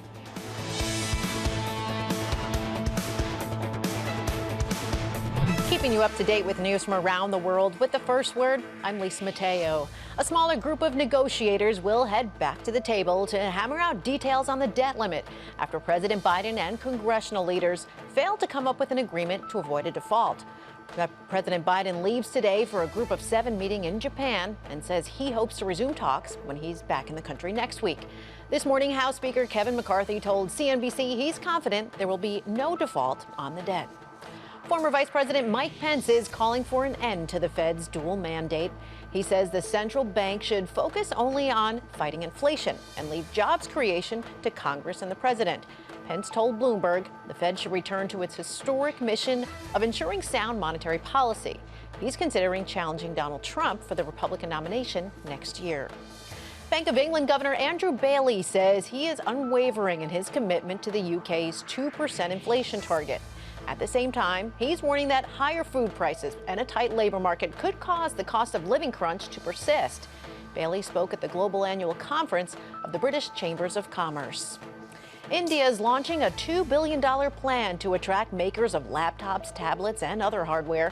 Prime Minister Narendra Modi is capitalizing on the early success of Apple's iPhone assembly operations in India. Tech companies have been looking to expand supply chains beyond China. And in pro basketball, the San Antonio Spurs were the winner of the NBA's most anticipated lottery drawing in the last 2 decades. The Spurs have won the right to draft French teenage star Victor Wembanyama. Now, he is 7'4" and is the most highly acclaimed young prospect since LeBron James. Global news powered by more than 2,700 journalists and analysts in over 120 countries. I'm Lisa Mateo, and this is Bloomberg.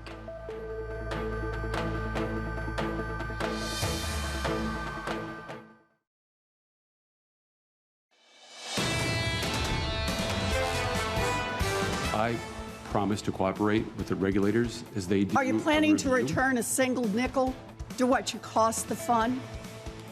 Senator, I know there's going to be a process review of compensation. I'll take that as a no. So you're planning to return how much? The answer is none. That's I it? am not planning to do so, no. Oh, that is Scott Shea of Signature Bank at the Jenny Montgomery Scott Conference with Senator Warren as the guest questioner yesterday. That was really something. I mean, you expect to see it. But again, as I said before, this is one area where she has massive credibility. And she in bankruptcy and regulation. She staged a drama too that will I'm sure play on repeat for a lot of people. Director of Drama at Jenny Montgomery Scott, Christopher Marinac, joins us right now. Chris, it's an honor to have you on, and thank you so much for your coverage here through this crisis. But the bottom line is, we're all watching this as theater. You actually know these people. Let's talk about Mr. Shea and Signature Bank, which your shop covered as well. First of all, were you surprised they went down the tubes? I was surprised because I think that they had enough liquidity to stave off the first couple of days. I think that it was a challenge to understand how many more depositors were going to be behind on that Monday, Tuesday, the 13th and 14th of March. So the reality is the regulators had little patience after seeing Silicon Valley fail the previous Friday. Right. So Signature was a surprise, but at the end of the day, there may have been more depositors lined up than we realized behind the scenes. I don't want to dwell on this because I just think it's theater and soap opera, and that's not the purpose of the show. But there is a large part of America that would suggest the senator from the Commonwealth of Massachusetts is onto something here, that the suits and ties should return the bonuses. Should they? Well, in my opinion, the bonuses were made in 2022 and 2021 for just normal business. I think that there could be some penalty for the lack of contingency planning for liquidity. Banks are levered 12-1, and they just did not fathom that they would see these big concentrated deposits all walk out at the same time. And that, I think, was the mistake made. And there's too many securities invested and too, longer term duration assets on the books. At the end of the day, I think that it was a mistake on many fronts, including the regulators. So I think there's a little bit of blame to go around everywhere. Chris, I'm looking right now at Western Alliance shares at more than 11% in pre-market trading as people get a sense that deposits are coming in the door. They're reporting this now on a weekly basis because it's good news. PacWest shares also up about 11%. I understand that off a very low base, but still, do you think that this is right, that deposit strength in one bank really suggests a stabilization in the entire regime? I think that's accurate. I mean, we have seen much more stable deposit flows from the weekly Fed data all throughout this saga since March. So deposits are down 4.5% year to date. We're down 6.5% from the peak in 2022. The reality is we're normalizing in terms of deposits and funding mix in the industry. I don't really see big disintermediation. It's only a short-term indicator that money market funds are up and deposits are down. We still have deposits, 28, 29% higher today than they were at the end of 2019. I think there's the opportunity for deposits that left at PacWest and left Western Alliance to come back I think the market's trying to ascertain that, and I think there are positive days ahead for both of those companies. Let's say things have stabilized, Chris. You talk about the pretty massive distortion that occurred when you did see all of these deposits, I think trillions of dollars, flood into the system all at once. There is a question of where those deposits were deployed. Was it commercial real estate? Was it loans to companies that might be faltering at this point? How much, even if there is stabilization, there is still a very big problem on the books of some of these regional banks?